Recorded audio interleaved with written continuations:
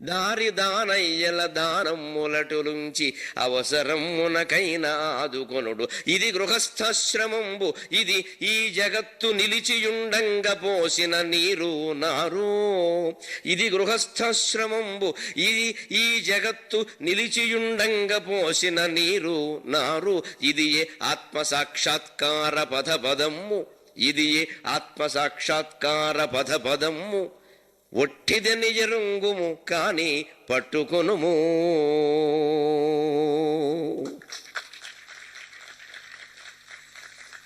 సంసార జీవనం చేయడానికి ముందే వేదాంతం నేర్చుకుంటున్నారమ్మా. మీరందరూ అదృష్టవంతులు. ఇక్కడ చదువుకుంటున్న వాళ్ళందరూ మీరు రామాయణం విన్నారు, భాగవతం విన్నారు, భారతం విన్నారు. సంసారంలో ప్రవేశించడానికి ముందు అవసరమైన కవచాలన్నీ మీకు దొరికేసాయి. ఆగ్నేయాస్త్రం, వాయవ్యాస్త్రం, వారుణాస్త్రం, దారుణాస్త్రం. ఇంకా మొగుడు ఎలాంటి వాడైనా మనకు సంబంధం లేదు.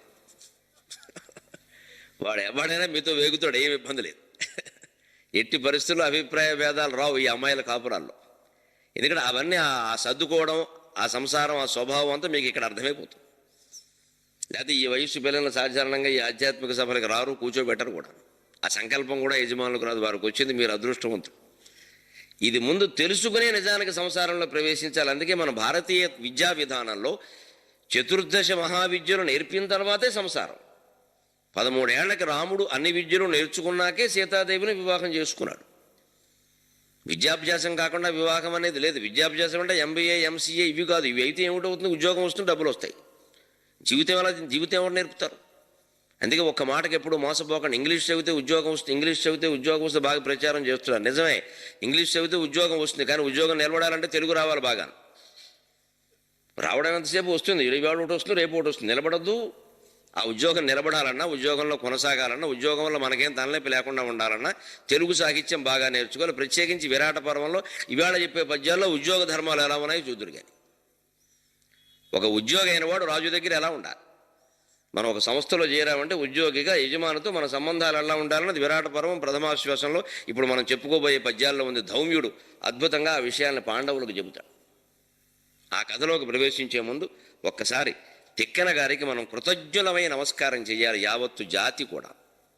తిక్కన 13వ శతాబ్దం వాడు. అంటే 1201 నుంచి 1300లోగా ఆయన జీవించాడు. ఆ మధ్యలో ఎప్పుడో ఇప్పట్లాగా డేట్ ఆఫ్ బర్త్ సర్టిఫికెట్లు ఇవన్నీ లేవు కాబట్టి మున్సిపాలిటీ సర్టిఫికెట్లు వాళ్ళ విషయాలు మనకు తెలియవు. వాళ్ళెంత అమాయకులు అంటే ఎక్కడ జాగ్రత్త చేసి ఒక ముక్క రాయలేదు. ఇది శ్రీమద్ ఉభయ కవిమిత్ర తిక్కనామాచి కొమ్మనామాచ్య పుత్ర బుధారాధన విరాజి తిక్కన సోమాయాజీ అండం తప్ప ఏదో 1214 సెప్టెంబర్ 13 బుట్టా అని రాసి ఉంటే ఎంత బాగుండేది. ఎక్కడ రాయలేదు. అంటే ఆ మహాకవులు తమ వ్యక్తిగత వివరాల కంటే తమ శక్తిగత వివరాలకే ప్రాధాన్యం ఇచ్చారు. మనం నేర్చుకోవలసింది అది వాళ్ళ నుంచి. అందుకే భారతీయ వ్యవస్థలో పేటెంట్ హక్కుల కోసం కొట్లాడడం, ప్రతిదీ నేను కనిపెట్టా అనడం ఉండదండి. తత్వచింతన ప్రథమం మొదలై తర్వాత శాస్త్రార్థ చింతన మొదలవుతుంది ఈ దేశంలో. అంటే ముందు ఆర్ట్స్ బాగా నేర్చుకున్నాక సైన్స్ నేర్చుకుంటాడు. కళలు తత్వం నేర్చుకున్నాక తర్వాత సైన్స్లోకి వెడతాడు. ముందే సైన్స్లోకి వెడితే ప్రమాదం ఏమిటంటే అదేదో నేను కనిపెట్టా, నా గొప్పతనం మొదలుపెట్టి ఇక నాకు ఇవాళ అర్థమైందండి దేవుడు లేడంటాడు. వీడికి పెళ్ళయ్యాక అర్థమవుతుంది ఒకడు కాదు 3 దేవతలు ఉన్నారు. మనవాళ్ళు అలా కాదు, ముందు ఈ తత్వచింతన నేర్పాక తర్వాత సైన్సో నువ్వు సోషలో నీ ఇష్టం ఏదైనా నేర్చుకోంటారు. అది తేడా. అందుకని తిక్కన గారు బతికిన పరిస్థితులు ఎటువంటివి అంటే, నన్నయ్య తణుకులో నన్నయ్య గురించి మాట్లాడడం చాలా అదృష్టం నిజంగా. ఆ మహానుభావుడు ఆత్మ ఇక్కడ సంచరిస్తూ ఉంటుంది. తణుకు పుర ప్రజల మీద ప్రేమతో ఇక్కడ యజ్ఞం చేసినటువంటి చోటిది. శారదరత్రులుజ్వలన సత్తర తారకహార పంక్తులం చారుతరంబులయ్యే వికసన్న వకైరవ గంధబంధురోదార సమీర సౌరభముదాల్చి సుధాంసు వికీర్యమాణ కర్పూర పరాగ పాండురుచి పూరములు అంబర పూరితంబులై. ఇది నన్నయ్య గారి చివరి పద్యంగా చెబుతారు. అంటే శారదరాత్రుల్ని వర్ణిస్తూ ఆ మహానుభావుడు స్వర్గస్థుడయ్యాడు అని ఒక కథనం. అంటే శరద్రాత్రులు అంటే వెన్నెల, శరత్కాలం అంటే ప్రత్యేకత వెన్నెల నిండుగా కాయును. ఆశ్వీజ కార్తీక మాసాలు దసరా నవరాత్రులు జరుపుకునేటువంటి రోజు. ఆ వెన్నెల్లో స్వర్గస్థుడైన మనిషి ఎక్కడ ఉంటాడండి? వెన్నెల వేళలందు రసవీధుల లోపల లీనమైన మీ నన్నయ వ్రాయు భారతము నమ్రతతో పఠించువారే. సాగరఘోష కావ్యంలో నన్నయ్య గారి అస్తమయం తర్వాత భారత రచన గురించి ప్రస్తావిస్తూ నేను రాసిన పద్యాలు ఇవి. తిక్కన గారికి కృతజ్ఞతగా. వెన్నెల వేళలందు రసవీధుల లోపల లీనమైన మీ నన్నయవరాయు భారతము నమ్రతతో పఠించువారే అధ్వాన్నపు శైవ వైష్ణవ మత ప్రధనముల తెచ్చిపెట్టిరి అధ్వాన్నపు శైవ వైష్ణవ మత ప్రధనముల తెచ్చిపెట్టిరి ఏమన్నను వ్యర్థమే చదువులన్నీయు నెత్తిన కొట్టుకుంటకే. చదువుకున్న వాళ్ళు కూడా దుర్మార్గంగా ప్రవర్తించడం అనేది చాలా కాలం క్రితం నుంచి ఉంది. ఆ కాలంలో చాలా తక్కువ ఉండేది చదువుకున్న వాళ్ళు దుర్మార్గంగా ప్రవర్తించడం. ఎందుకో తెలుసా? చదువుకున్న వాళ్ళే తక్కువ. ఇవాళ చదువుకున్న వాళ్ళు ఎక్కువ, దుర్మార్గం ఎక్కువ. అంటే చదువు పెరిగిన కొద్దీ దుర్మార్గం పెరుగుతుందేమో నాకు అనుమానం. ఏదో నాదేం చదువురా, వానాకాలం చదువు 3వ తరగతితో మానేశానని మా అమ్మ రోజుకు 3 సార్లు అంటుంది. నేనేవ్వండి, నువ్వు అప్పుడు మానేబట్టే ఇంత మంచిదానివిగా ఉన్నావమ్మా, మేము అనవసరంగా చదివి పాడు పని చేసామని చెప్పింది. ఇప్పుడు మానేస్తే ఏమిటి నష్టం? ఆవిడకి తెలియని విషయం ఏముంది? ఆవిడకి కావాల్సినవేమో వాడికి తెలుసు. A+B² తెలుసుకోవాల్సిన అవసరం వాడికి లేదు. అది రాదని ఆవిడకి విద్య రాదంటే అలాగా? విద్య అనే దాని నిర్వచనం మనం పొరపాటు చెబుతున్నామండి. ఏది విద్య? మీరేదో విద్యను నిర్వచనం చేసి అది రాని వాళ్ళందరూ విద్యావంతులు కాదంటే మీకు వచ్చిందే విద్య. జోచ్యుతానంద పాట పల్లవి మాత్రమే పాడతారు. మా అమ్మ 16 చరణాలు పాడేది. అది విద్య కాదా? దాంట్లో వేదాంతార్థం అంతా నాకు చెప్పింది. అది విద్య కాదా? ప్రతిరోజు 6:30 నుంచి 7 వరకు నేను ఆవిడకి పారసేవ చేస్తే కూర్చుని సోమవారం పాట వేరు, మంగళవారం పాట వేరు, బుధవారం పాట వేరు, ఇలా 15 ఏళ్ల బట్టి పాడిన పాట పాడకుండా పాడుతుంది. కొన్ని వేల పాటలు ధారణాశక్తిలో ఉన్నాయి ఆవిడకి. అవన్నీ విద్యలు కావా? నీ ABCDయే విద్య. ఈ ఇంగ్లీషు విద్య అనేటువంటి అజ్ఞానం ముందు పోవాలి. అసలు ఏ వృత్తిలో ఉన్న వాళ్ళకైనా వాళ్ళ వృత్తి పరిజ్ఞానం ఉంది అంటే వాళ్ళు విద్యావంతులు. ముందు ఆ మాట మనం అంగీకరించాలి. కుమ్మరం పని చేసేవాడు మట్టి కుండలు బాగా తయారు చేస్తే వాడు విద్యావంతుడు. Is a scholar, educationist. ఆయనకు కావాల్సింది ఏదో ఆయనకు వచ్చునండి. నువ్వు అనుకునే ఇంజనీరింగ్ కుమ్మరవాడికి పని ఏమిటి? అసలు వాడు వృత్తి చెడగొట్టడం తప్ప. ఇప్పుడు అందరికీ వ్యామోహం కలిగించారు. అందరికీ ఇంజనీరింగ్, మెడిసిన్, MBA, MCA, ఇక ఈ పనులన్నీ మానేశారు. ఇక అదొక్కటే విద్య. ఎంత అజ్ఞానం ప్రసరించింది చూడండి. అదే మన భారతదేశంలో ప్రాచీన కాలంలో విద్య అనేది నీకు కావలసిన వృత్తికి అవసరమైన పరిజ్ఞానం, అంతే. అప్పుడు వాళ్ళు సంతృప్తి పడ్డారు. ఏ వృత్తిలో ఉన్నవాళ్ళు ఆ వృత్తిలోనే ఉన్నారు. అది వాళ్ళ పిల్లలకి నేర్పారు. హాయిగా కొనసాగిపోయి నో ఎంప్లాయ్మెంట్, అన్ఎంప్లాయ్మెంట్ ప్రాబ్లం, నిరుద్యోగ సమస్య లేదు దేశంలో. తండ్రి వృత్తి కొడుకు వస్తుంది, పైగా నేర్చుకోవడం సుఖం. ఎందుకంటే చిన్నప్పుడు పారాడుతూనే నేర్చుకునేవాడు హాయిగా. మంచి స్పెషలిస్ట్, ప్రత్యేకమైన నైపుణ్యం కలిగిన వాడు అయ్యాడు. కుల వృత్తుల్లో ఉండే గొప్పదనమే అది. ఇవాళ అవి మానేశాక ఎంత బాధపడుతున్నామో మనం చూస్తాం. 750 ఇంజనీరింగ్ కాలేజీలు ఉన్నాయి. 2 లక్షల మంది బయటకు వస్తున్నారు. అందరూ ట్రాక్టర్లు బాగు చేసుకుంటున్నారు ఉద్యోగాలు లేక. 6,000కి 5,000కి పనిచేస్తున్నారు. పైగా కర్మ వీళ్ళు దొరక్క వాళ్ళు కూడా ఇంజనీరింగ్ కాలేజీలు నడపలేక, జనం చేరక వెళ్ళిపోయే స్టూడెంట్ చేత పాఠాలు చెప్పించేస్తున్నారు. ఎందుకంటే 3,000కి 4,000కి చెప్పేస్తాడు. బీటెక్ అయిపోయిన వాడు, బీటెక్ ఫైనల్ ఇయర్ వాడికి పాఠం చెబుతారు. ఇక వీడికి ఏం వస్తుందో, వాడు కోటి ఎక్కువ, వీడి కోటి ఎక్కువ, సరిపోయింది. ఇప్పటికి ఏమొస్తుందో మనకు తెలుసు. జరుగుతున్న భాగవతం అది. ఇప్పుడు అర్థం అవట్లా విద్య అంటే ఏమిటో. అంచేది విద్య అనేది ఎప్పుడు కూడా పుస్తకాలు చదవడం, డిగ్రీలు సంపాదించడం అని అనుకోకండి. ఆ డిగ్రీలు సంపాదించిన విద్య అనుకుంటే నన్నయ్య గారి కాలంలో జరిగింది. వెన్నెల వేళలందు రసవీధుల లోపల లీనమైన మీ నన్నయవరాయు భారతము నమ్రతతో పఠించువారే. చాలా చక్కగా కూర్చుని నన్నయ్య గారి భారతం 2.5 పర్వాలే దొరికింది అనుకుందాం. పోనీ ఆ దొరికిందేనా చదవాలి కదా. చదివారు. ఏమిటి సాధించారు చదివి? ఆయన శుభ్రంగా అద్వైతాన్ని బోధించి శివుడు లేదు, విష్ణువు లేదు, అందరూ ఒకటైనా ఉన్నది ఒకే ఆత్మ పదార్థం అని నన్నయ్య, తెక్కన, ఎర్రాప్రగడ 3 కవులు నిరూపణ చేశారు. అందులో ఆదికవి నన్నయ్య బ్రహ్మాండంగా చెప్పాడు ఆ విషయాన్ని అంతటిని.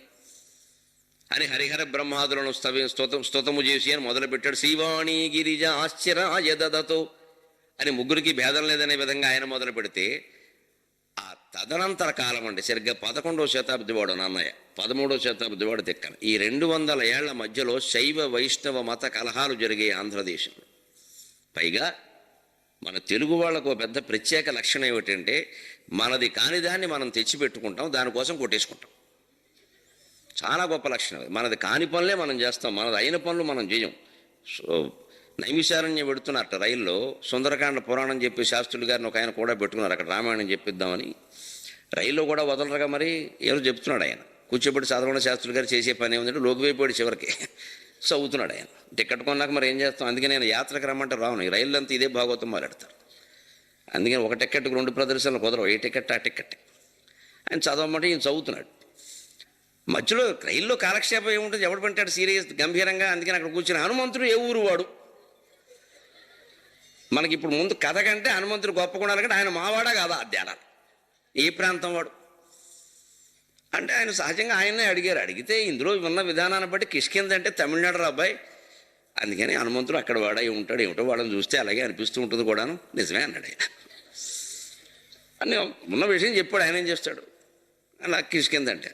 అనగానే అక్కడ తమిళీని కూడా నమ్మ హనుమాన్ నమ్మ హనుమాన్, నువ్వు నమ్మ కాదు నేను నమ్మను అని యూపీ వాడు ఉన్నాడు అక్కడ. అమర్ సింగ్ పార్టీ, అది ములాయం సింగ్ యాదవ్, అఖిలేష్ యాదవ్ గ్రూప్ ఒకటి ఉంది అక్కడ. హమ్కా హై హనుమాన్ హమ్కా హై, టంకా బజాయిని చెప్తా హనుమాన్ హమ్కా హై. ఎందుకు అంటే అయోధ్య హమ్కా హై, రామ్ హమ్కా హై, సీత హమ్కా హై, సబ్ హమ్కా హై, హనుమాన్ హమ్కా హై, అన్నీ హమ్కా హమ్కా. కాబట్టి హనుమంతుడు కూడా మావాడే, మీవాడు కావడానికి వీలేదన్నాడు. అక్కడ పక్కన ముస్లిం ఉన్నాడు ఒక ఆయన. ఆయనకి ఓ సరదా వచ్చింది, హనుమంతుడిని మావాడిని చేసుకున్నాడు. ఆయన హనుమాన్ హమ్కా హై అన్నాడు. శాస్త్రులు గారితో ఏం మతి ఉందా లేదా, నువ్వు ముస్లిం, నీకు సంబంధం లేదు రామాయణంతో, నీకు హనుమంతుడికి చుట్టరకం పెట్టరండి. మీరు కావాలని చూడాలంటే మీరు అలా ప్రాంతాలను బట్టి అలా ఆ పేరు చూడండి, హనుమాన్, సులేమాన్, జలేమాన్, వైసాహై హనుమాన్. ఆ పేరు మాది, ముస్లిం నేమ్ అది. హిందువులు అలా పెట్టరు పేర్లో. వచ్చింది మా హిందువుల్లో ముస్లింల్లో ఉంటాయి అలాగే, ముసల్మాన్, సులేమాన్, జలేమాన్, వైసాహై హనుమాన్ అన్నాడు. ఇంత తాపత్రం ఎందుకుంటుందో తెలుసా అమ్మా అందరికీ? గొప్పవాళ్ళందరూ మనవాళ్ళు అయిపోవాలండి. కానీ ఆశ్చర్యం, మనవాడే గొప్పవాడైతే తట్టుకోలేము, వాడి మీద దుష్ప్రచారం మొదలు పెడతాం. ఇది ఒక ఆశ్చర్యకరమైన ప్రవృత్తి మనుషులు. గొప్పవాడు ఎవడన్నా ఉంటే వాడు మావాడే అని చెప్పుకోవాలి వెంటనే. అలాగే మొదలెట్టారు. యూపీ వాడు మావాడే అంటాడు, తమిళనాడు వాడు మనవాడే అంటాడు, ముస్లిం కూడా మనవాడే అంటే ఇంక శాస్త్రులు గారు నోరు మూసేశాడు. ఇంక చేసేదేం లేదు. ఇంక అక్కడ ఉన్నాడు తెలుగువాడు, అందున పశ్చిమ గోదావరి జిల్లా పాగోజీ గ్యాంగ్ ఉన్నాడు ఒకడు. మీ వ్యవహారాలు ఏం కుదరవు, హనుమంతుడు తెలుగువాడు, నాకు అర్థమైనంత వరకు గోదావరి జిల్లాలో వాడు అన్నాడు. ఎలా చెబుతామంటే పేరును బట్టి ఊరిని బట్టి చెప్పడం కాదు, ప్రవృత్తిని బట్టి చెప్పాలి. తెలుగు వాళ్ళ ప్రవృత్తి ఏంటంటే తనది కాని పని పైన వేసుకుని తన పనులు తాను చేసుకోవడం మానేసి వేరే వాళ్ళ పైన నెత్తి మీద వేసుకుని దానికోసం సొంత డబ్బులు ఖర్చు పెట్టుకుని శ్రమపడి వెళ్ళి సముద్రం అంతా దాటి అనవసరపు తగాదాలు తెచ్చుకుని అక్కడ వనాలు తగలబెట్టి కొంపలు తగలబెట్టేవాడు తెలుగువాడు ఒక్కడే. అది కూడా ఇతరుల కోసం చేస్తాడు. అందుకని హనుమంతుడు తెలుగువాడు అని తీసేసాడు. చివరికి అదే తీర్మానం ఖాయం చేశారు. ఇది ఒక వ్యాధి అండి మనకి. వాడు మావాడు, వీడు మావాడు, వాడు మావాడు అని కొట్టుకోడు. వేరే దాన్ని తీసుకొచ్చి నెత్తిమి పెట్టుకోడు. సరిగ్గా నన్నయ్య గారి తరువాతి కాలంలో కూడా కర్ణాటక నుంచి వచ్చింది వీరశైవం, తమిళనాడు నుంచి వచ్చింది వీర వైష్ణవం. ఈ వీరత్వం ఇక్కడ లేదు. శైవ వైష్ణవాలు ఉన్నాయి, వీరత్వం లేదు. వీరత్వం అంటే వెర్రితనం. అభిమాని చాలు, వీరాభిమాని అక్కర్లేదు. నేను వీరాభిమాని అంటే కొట్టేస్తాడే ఉన్నావు, వద్దు, అంత వద్దు, అది చాలు. అభిమాని అంటే చాలు. వీరాభిమాని దేనికి? మనం ఎవరిని అభిమానిస్తున్నామో అది ఎప్పుడు అభిమానంగా ఉండాలి తప్ప దురభిమానం కాకూడదు. దురభిమానం అంటే ఇంక వారిని ఎవరైనా ఒక మాట అంటే సగించే, ఆయనకి ఏదో బాధ ఎదురైంది ఆయన వల్ల అన్నాడు, నీకేమిటంటే అంత బాధ? ఆయన అందరికీ మంచివాడు కావాలండి, నీకు లీడర్ అయితే. మా నాయకుడిని ఏమన్నా అంటే అంత ఏదో రాజకీయాలని అందుకే వచ్చి నీకు నాయకుడయ్యా, అవతల వాడికి పనికిరాని వాడు, వాడికి ఏదో చేసాడు అపకారం, వాడు తిడుతున్నాడు, నీకేమిటి? నువ్వు తిట్టక మానేయి. వాడి స్వేచ్ఛను మనం గౌరవించాలి అంతే. ఆయనకి ఇష్టం లేదు తిడుతున్నాడు, ఆయనకి ఏదో అపకారం జరిగింది. ఈ అభిమానం అన్నమాట. ఈ వీరత్వమే దురభిమానం. అలా వీరశైవం, వీర వైష్ణవం ఏం చేశాయంటే శైవుల ముఖం చూడమని వైష్ణవులు, వైష్ణవుల ముఖం చూడమని శైవులు. ఈ రెండిటి ప్రభావం తెలుగునాట మీద పడి ఇక్కడ కూడా ఈ ఉద్యమాలు బయలుదేరాయి, వీరశైవం, వీర వైష్ణవం.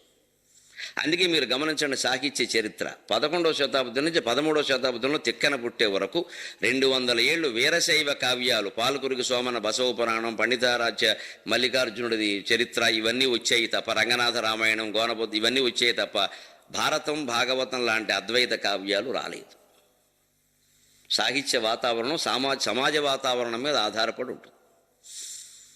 ఈ దౌర్భాగ్య పరిస్థితి నుంచి జాతిని బయటపడేసిన వాడే తిక్కన మహాకవి. మనం రుణపడి ఉన్నామా లేదా ఆయనకి? మళ్ళీ మాకు కావలసింది అద్వైతమే, ఏ దేవుడు రూపం మాకు అనవసరం, మాకు కావలసింది ఆత్మస్వరూపం మాత్రమే, మేమంతా ఒక్కళ్ళమే, మేము కలిసికట్టుగా ఉంటాం, మాకు ఈ దేవుళ్ళ విభేదాలు పెట్టద్దు అని హరిహరనాథుడు అనే కొత్త రూపాన్ని తానే సృష్టించి, తానే శ్లోకాలు దాచి, తానే పద్యాలు దాచి, తానే ఆరాధన చేసి, ఇదే నా దైవస్వరూపమును ధైర్యంగా చాటిన వాడు తిక్కన. అటువంటి తిక్కన రాసిన విరాట పర్వాన్ని మనం చెప్పుకోబోతాం. ఒక సమన్వయవాది తిక్కన. అధ్వాన్నపు శైవ వైష్ణవ మత ప్రధానముల తెచ్చిపెట్టిరి, ఏమన్నను వ్యర్థమే చదువులన్నీయు నెత్తిన కొట్టుకుంటకే. మీ చదువులు అలా కాకూడదమ్మా. అందుకోసం చెబుతున్నాను ఈ మాట. చదువుకున్నామంటే ఆ పుస్తకంలో ఏం చెప్పారు, మనం ఏం చేస్తున్నాం. సివిల్ ఇంటర్మీడియట్లో సివిక్స్ తీసుకుంటావు నువ్వు, గ్రూపులో సబ్జెక్ట్ ఉంటుంది కదా. తర్వాత బిఏలో దాన్ని పాలిటిక్స్ అంట. పౌరశాస్త్రంలో స్పష్టంగా ఉంటుంది, ఓటు హక్కు, మానవుని జన్మ హక్కు, 18 ఏళ్ళు దాటిన వారు ఓటు వేయవచ్చును, ఓటు వేసిన తర్వాత ఒక చుక్క పెట్టెదరు, ఆ చుక్క వేసినచో ఓటు వేసినారని మళ్ళీ వేయవద్దని అర్థము అని ఉంటుంది. ఇవి చదువుతాడు హాయిగా. తర్వాత వీడో పార్టీలో చేరతాడు గ్యాంగ్ లీడర్ కింద. 16 సార్లు ఓటేసి నేను 16 సార్లు ఓటేసా చుక్కండగానే. ఎందుకు నీ సివిక్స్, ఎందుకు చదువుకున్నావు? ఒకడు అడిగితే ఎవరన్నా అలాగే ఉంటాయి, చదువులో ఉన్నాయి, అవుతాయి మన వల్ల, మరి ఎందుకు? ఇదే చదువులన్నీ నెత్తిన కొట్టుకుంటకి. ఓటు హక్కు గురించి నీకు చెప్పారా, చుక్క ఎందుకు పెట్టారో చెప్పారా? పైగా ఈ చుక్కకి మీకు తెలుసో తెలియదు, ప్రతి ఎన్నికలకి ఈ చుక్కకి 5 కోట్లు ఖర్చు అవుతుందండి. లోక్సభ ఎన్నికలు వచ్చాయంటే చుక్క ఖర్చు 5 కోట్లు. వీడు చుక్క ఉండగానే, చుక్క చెరగకుండానే 5 సార్లు ఓటేసారంటే వీడు దేశానికి మేలు చేశాడు. మళ్ళీ చుక్కట్టించుకోలేదుగా, మళ్ళీ చుక్కట్టుకుంటే 5 కోట్లు అయ్యేది. అంతే మరి, వాడు అలా మేలు చేశాడు అనుకోవాలి. ఏమనుకోవాలి, మనం అంత చదువుకున్న వాళ్ళమేనమ్మా. పనికి మారిన వాళ్ళ చుట్టూ తిరుగుతున్న వాళ్ళందరూ పనికొచ్చేవాళ్ళని చదువుకున్నవాళ్ళు. ఆశ్చర్యంగా ఉంటుంది మనకి. అంటే చదివిన చదువు వేరు, అన్వయించుకునే విధానం వేరు. అది నన్నయ్య కాలమైనా ఒకటే, నా కాలమైనా ఒకటే, ఏదైతే పోయే కాలం అనడానికి. అంచేత మన బుద్ధుల్లో మార్పు రావాలి. వింటున్నామంటే, చదువుతున్నామంటే, ఊరికే చదివేసి వినేసి రామాయణం వినేసామండి, భారతం వినేసామండి, ఇంక భాగవతం కూడా వినేస్తే ఓ పని అయిపోతుందంటే. తద్దినన్నాడు, మాకు బ్రాహ్మణ భాష చెప్తాను సరదాకి, తద్దినన్నాడు వండుతారు గారెలు, అప్పాలు, పరవాను. గారెలు అయిపోయినాయి, అప్పాలు కూడా అయిపోయినాయి, కాస్త అన్నం పరవానం వండేస్తే అమ్మయ్య అది ఎంతో ఇది అంతే. 4 కూరలు పెట్టాలి, 4 పచ్చళ్ళు పెట్టాలి. తద్దినం పెట్టేట్టు పెడతావా? వినడమంటే విన్నది వంట పట్టాలి. ఆ వంట పట్టింది మనం ఇంట పెట్టాలి, మనం ఆచరణలో పెట్టాలి. ఆచరణలో పెట్టే ప్రయత్నం చేయాలి. కనీసం అసాధ్యమైన పనులు రాముడో భీముడో చేసినవి నువ్వు చేయలేకపోవచ్చు, కానీ మనస్తత్వం అర్థం చేసుకుని మనసు మార్చుకోలేవా? అది నీ చేతుల్లో ఉంది. ఆ మారని భయంకరమైన పరిస్థితుల్లోనే తిక్కన పుట్టాడు. 2 శతాబ్దముల్ హరిహరి మృదులక్షరముండు వ్రాయలేకుండినది ఆంధ్రజాతి. 2 శతాబ్దముల్ హరిహరి మృదులక్షరముండు రాయలేకుండినది ఆంధ్రజాతి. మనం ఉన్నది ఉన్నట్టు ఒప్పుకోవలెన్, మనం ఉన్నది ఉన్నట్టు ఒప్పుకోవలెన్. పండిన పంట భారతము పట్టదుగా కవివీరులేరికిన్, పండిన పంట భారతము పట్టదుగా కవివీరులేరికిన్. గుండెలు తీయుబంట్లు మతకోటములన్ ఘటించినందునన్, పండిన పంట భారతము పట్టదుగా కవివీరులేరికిన్. 2 శతాబ్దాలండి ఈ జాతి ఈ సంక్షోభాన్ని అనుభవించిందమ్మా. ఇవాళ ఎక్కడో మత కలహాలు జరిగితే 100 మంది పోయారు. It's not at all news, అది వార్త అండి. 200 ఏళ్ళు పడింది ఈ జాతి ఈ క్షోభ. గ్రంథాలు తగలబెట్టేశారు. మీకు ఒక భయంకరమైన నిజం చెబుతున్నా, తణుకులో ఉండి చెబుతున్నా. నన్నయ్య గారు భారతం పూర్తిగా రాశాడు, విరాట పర్వం వరకు రాశాడు, అరణ్య పర్వ శేషం మిగిల్చి వెళ్ళిపోలేదు. అది ప్రూవ్డ్ ఫ్యాక్ట్, రుజువైన నిజం. అది ఖిలమైపోయింది, దొరకలేదు. దొరక్కపోవడం వల్ల అది మిగిలిపోతే 300 ఏళ్ల పాటు దొరక్కపోతే ఎర్రాప్రగడ పూర్తి చేశాం. అంతేగాని నన్నయ్య గారు శారదరాత్రులు పద్యం రాసి చచ్చిపోలేదు. ఏమి గుండెపోటు రాలా, ఆ రోజుల్లో ఎవరికి వచ్చేది కాదు. ఎవడు అలా వదిలేరండి, పూర్తిగా రాశాడు ఆయన. 18 పర్వాలకి ప్రణాళిక వేసుకున్నవాడు ఆయన. ప్రణాళిక ప్రకారమే తిక్కన ఎర్రాప్రగడ రాశారు. సాహిత్య పరిశోధకులు తేల్చిన నిజం అది. ఇప్పటికైనా మనం వెతగలిగితే దొరికితే అదృష్టవంతులు. ఎందుకంటే తణుకులోనే దొరికే అవకాశాలు బాగా ఉన్నాయి. నన్నయ్య గారు యజనంబునరించిన చోట జమ్మి చెట్టున్నది తణుకు తూర్పున. దొరికితే రాజమండ్రిలో దొరకాలి, లేదా తణుకులో దొరకాలి, ఇంకెక్కడ దొరుకుతుంది. అందుకని ఓ మాట పారేశాను. ఆయన అరణ్య పర్వం చివరి వరకు రాశాడు, అది దొరకలేదు, పోయింది, కిలమైంది. కిలమైందంటే పోయింది. ఆ తాటాకట్ట ఊడిపోయినప్పుడు ఎక్కడికి ఊడిపోతుందో ఎవరు చెప్తారు, ఎక్కడికైనా ఊడిపోవచ్చు. అది శారదరాత్రుల దగ్గరికి ఊడిపోయింది. ఇంక అక్కడి నుంచి ఆయన మానేశాడు అన్నారు. అంత హఠాత్తుగా మానేయాల్సిన పరిస్థితులు ఏం లేవండి. పైగా మానేసింది వదిలేసి పూర్తి చేసి ఎందుకు చేస్తాడు తిక్కన? ఎందుకు వదిలేస్తాడు అరణ్య పర్వ శేషాన్ని? నన్నయ్యలా రాయలేడా? అంతకంటే బాగా రాశాడు. పైగా నన్నయ్య గారి మీద సంపూర్ణ గౌరవం ఉన్నవాడు. వదిలేసి ఉంటే కనీసం నేనేదో కారణాల వల్ల దాన్ని వదిలేశాననే విషయం ఎక్కడైనా పేర్కొనేవాడు. హృదయాహ్లాది చతుర్థము ఊర్జిత కథోపేతంబు నానారసప్యదయోల్లాసి విరాట పర్వము అట ఉద్యోగాదులంగూడగా 15 తెనుంగు భాష అని రాశాడు స్పష్టంగా తిక్క. 15 పర్వాలు మాత్రమే నేను రాస్తున్నా. విరాట పర్వంతో మొదలుపెట్టి ఉద్యోగాది పర్వాలు అన్నప్పుడు కనీసం అరణ్య పర్వ శేషంలో ఇలా మిగిలిపోయిందని ఒక మాట అండి. మిగలలేదు. తిక్కన కారానికి ఉంది. తిక్కనకి ఎర్రనకి మధ్యలో 100 ఏళ్ళు తేడా ఉంది. ఈ 100 ఏళ్ళలో అది పోయింది. ఆ భాగం దెబ్బతింది. తాటాకుల్లో కిలమైపోవచ్చు, చీకిపోవచ్చు, చీపుకుపోవచ్చు, బావిలో బారేయడం వల్ల తడిసిపోవచ్చు, లేదు ఈ భయంకరమైన కలహాల్లో అగ్ని దహనాల్లో పోవచ్చు. ఆశ్చర్యమే లేదు, అంత కలహాలు జరిగేవి. శైవులు ఎవరైనా గ్రంథాలు రాసి పెట్టారు అంటే గ్రంథాలతో పాటుగా వాళ్ళు ఇల్లు అంటించేసేవారు వైష్ణవులు. మనాడు వెళ్ళి ఆ శైవులు వేళ్ళిల్లు అంటించేసేవారు. మనుషులు పోవడం కంటే ఘోరమైన విషయం గ్రంథాలు పోవడం. మనిషి పోతే అలాంటి వాళ్ళు పుట్టొచ్చు, గ్రంథం ఎవడు రాస్తాడే అటువంటి కావ్యాన్ని? ఇవాళకి మనం భారతం ఇన్ని వేల ఏళ్ళు అయ్యాక అదే భారతం చెప్పుకుంటున్నామే, మరెవరు రాస్తారండి ఈ భారతాన్ని? మనుషులకేముంది, అలాంటి వాళ్ళు పుడతారు. చాలామంది మనుషులు పుట్టిన వాళ్ళు పనికి మాలిన వెళ్ళి పోయినా నష్టమే లేదు. ఓ దెబ్బరొట్టు కలిసి వచ్చి ఇంకోటి తింటాడు, మనం పోతే ప్రమాదమే లేదు. కానీ ఒక కవి, ఒక కావ్యం పోతే, ఒక గ్రంథం పోతే ఎంత కష్టం అది. అటువంటి కావ్యాలు తగలబెట్టారు. అంచేత మనస్సులో ఎప్పుడు మత కలహాలు, కుల కలహాలు, ప్రాంతీయ కలహాలు, పార్టీ కలహాలు లాంటి మాటలే యువతరం దృష్టిలోకి రాకూడదు అసలు.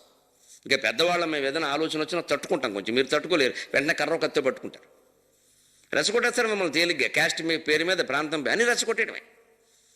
ఆ వయస్సు, రెచ్చగొట్టబడే వయస్సు. మమ్మల్ని రెచ్చగొట్టమని ఏమి చేయలేడు, గంట సేపు అన్నాక సర్లే కావి దాకా పోదాం ఉంటాను నేను. అంతే.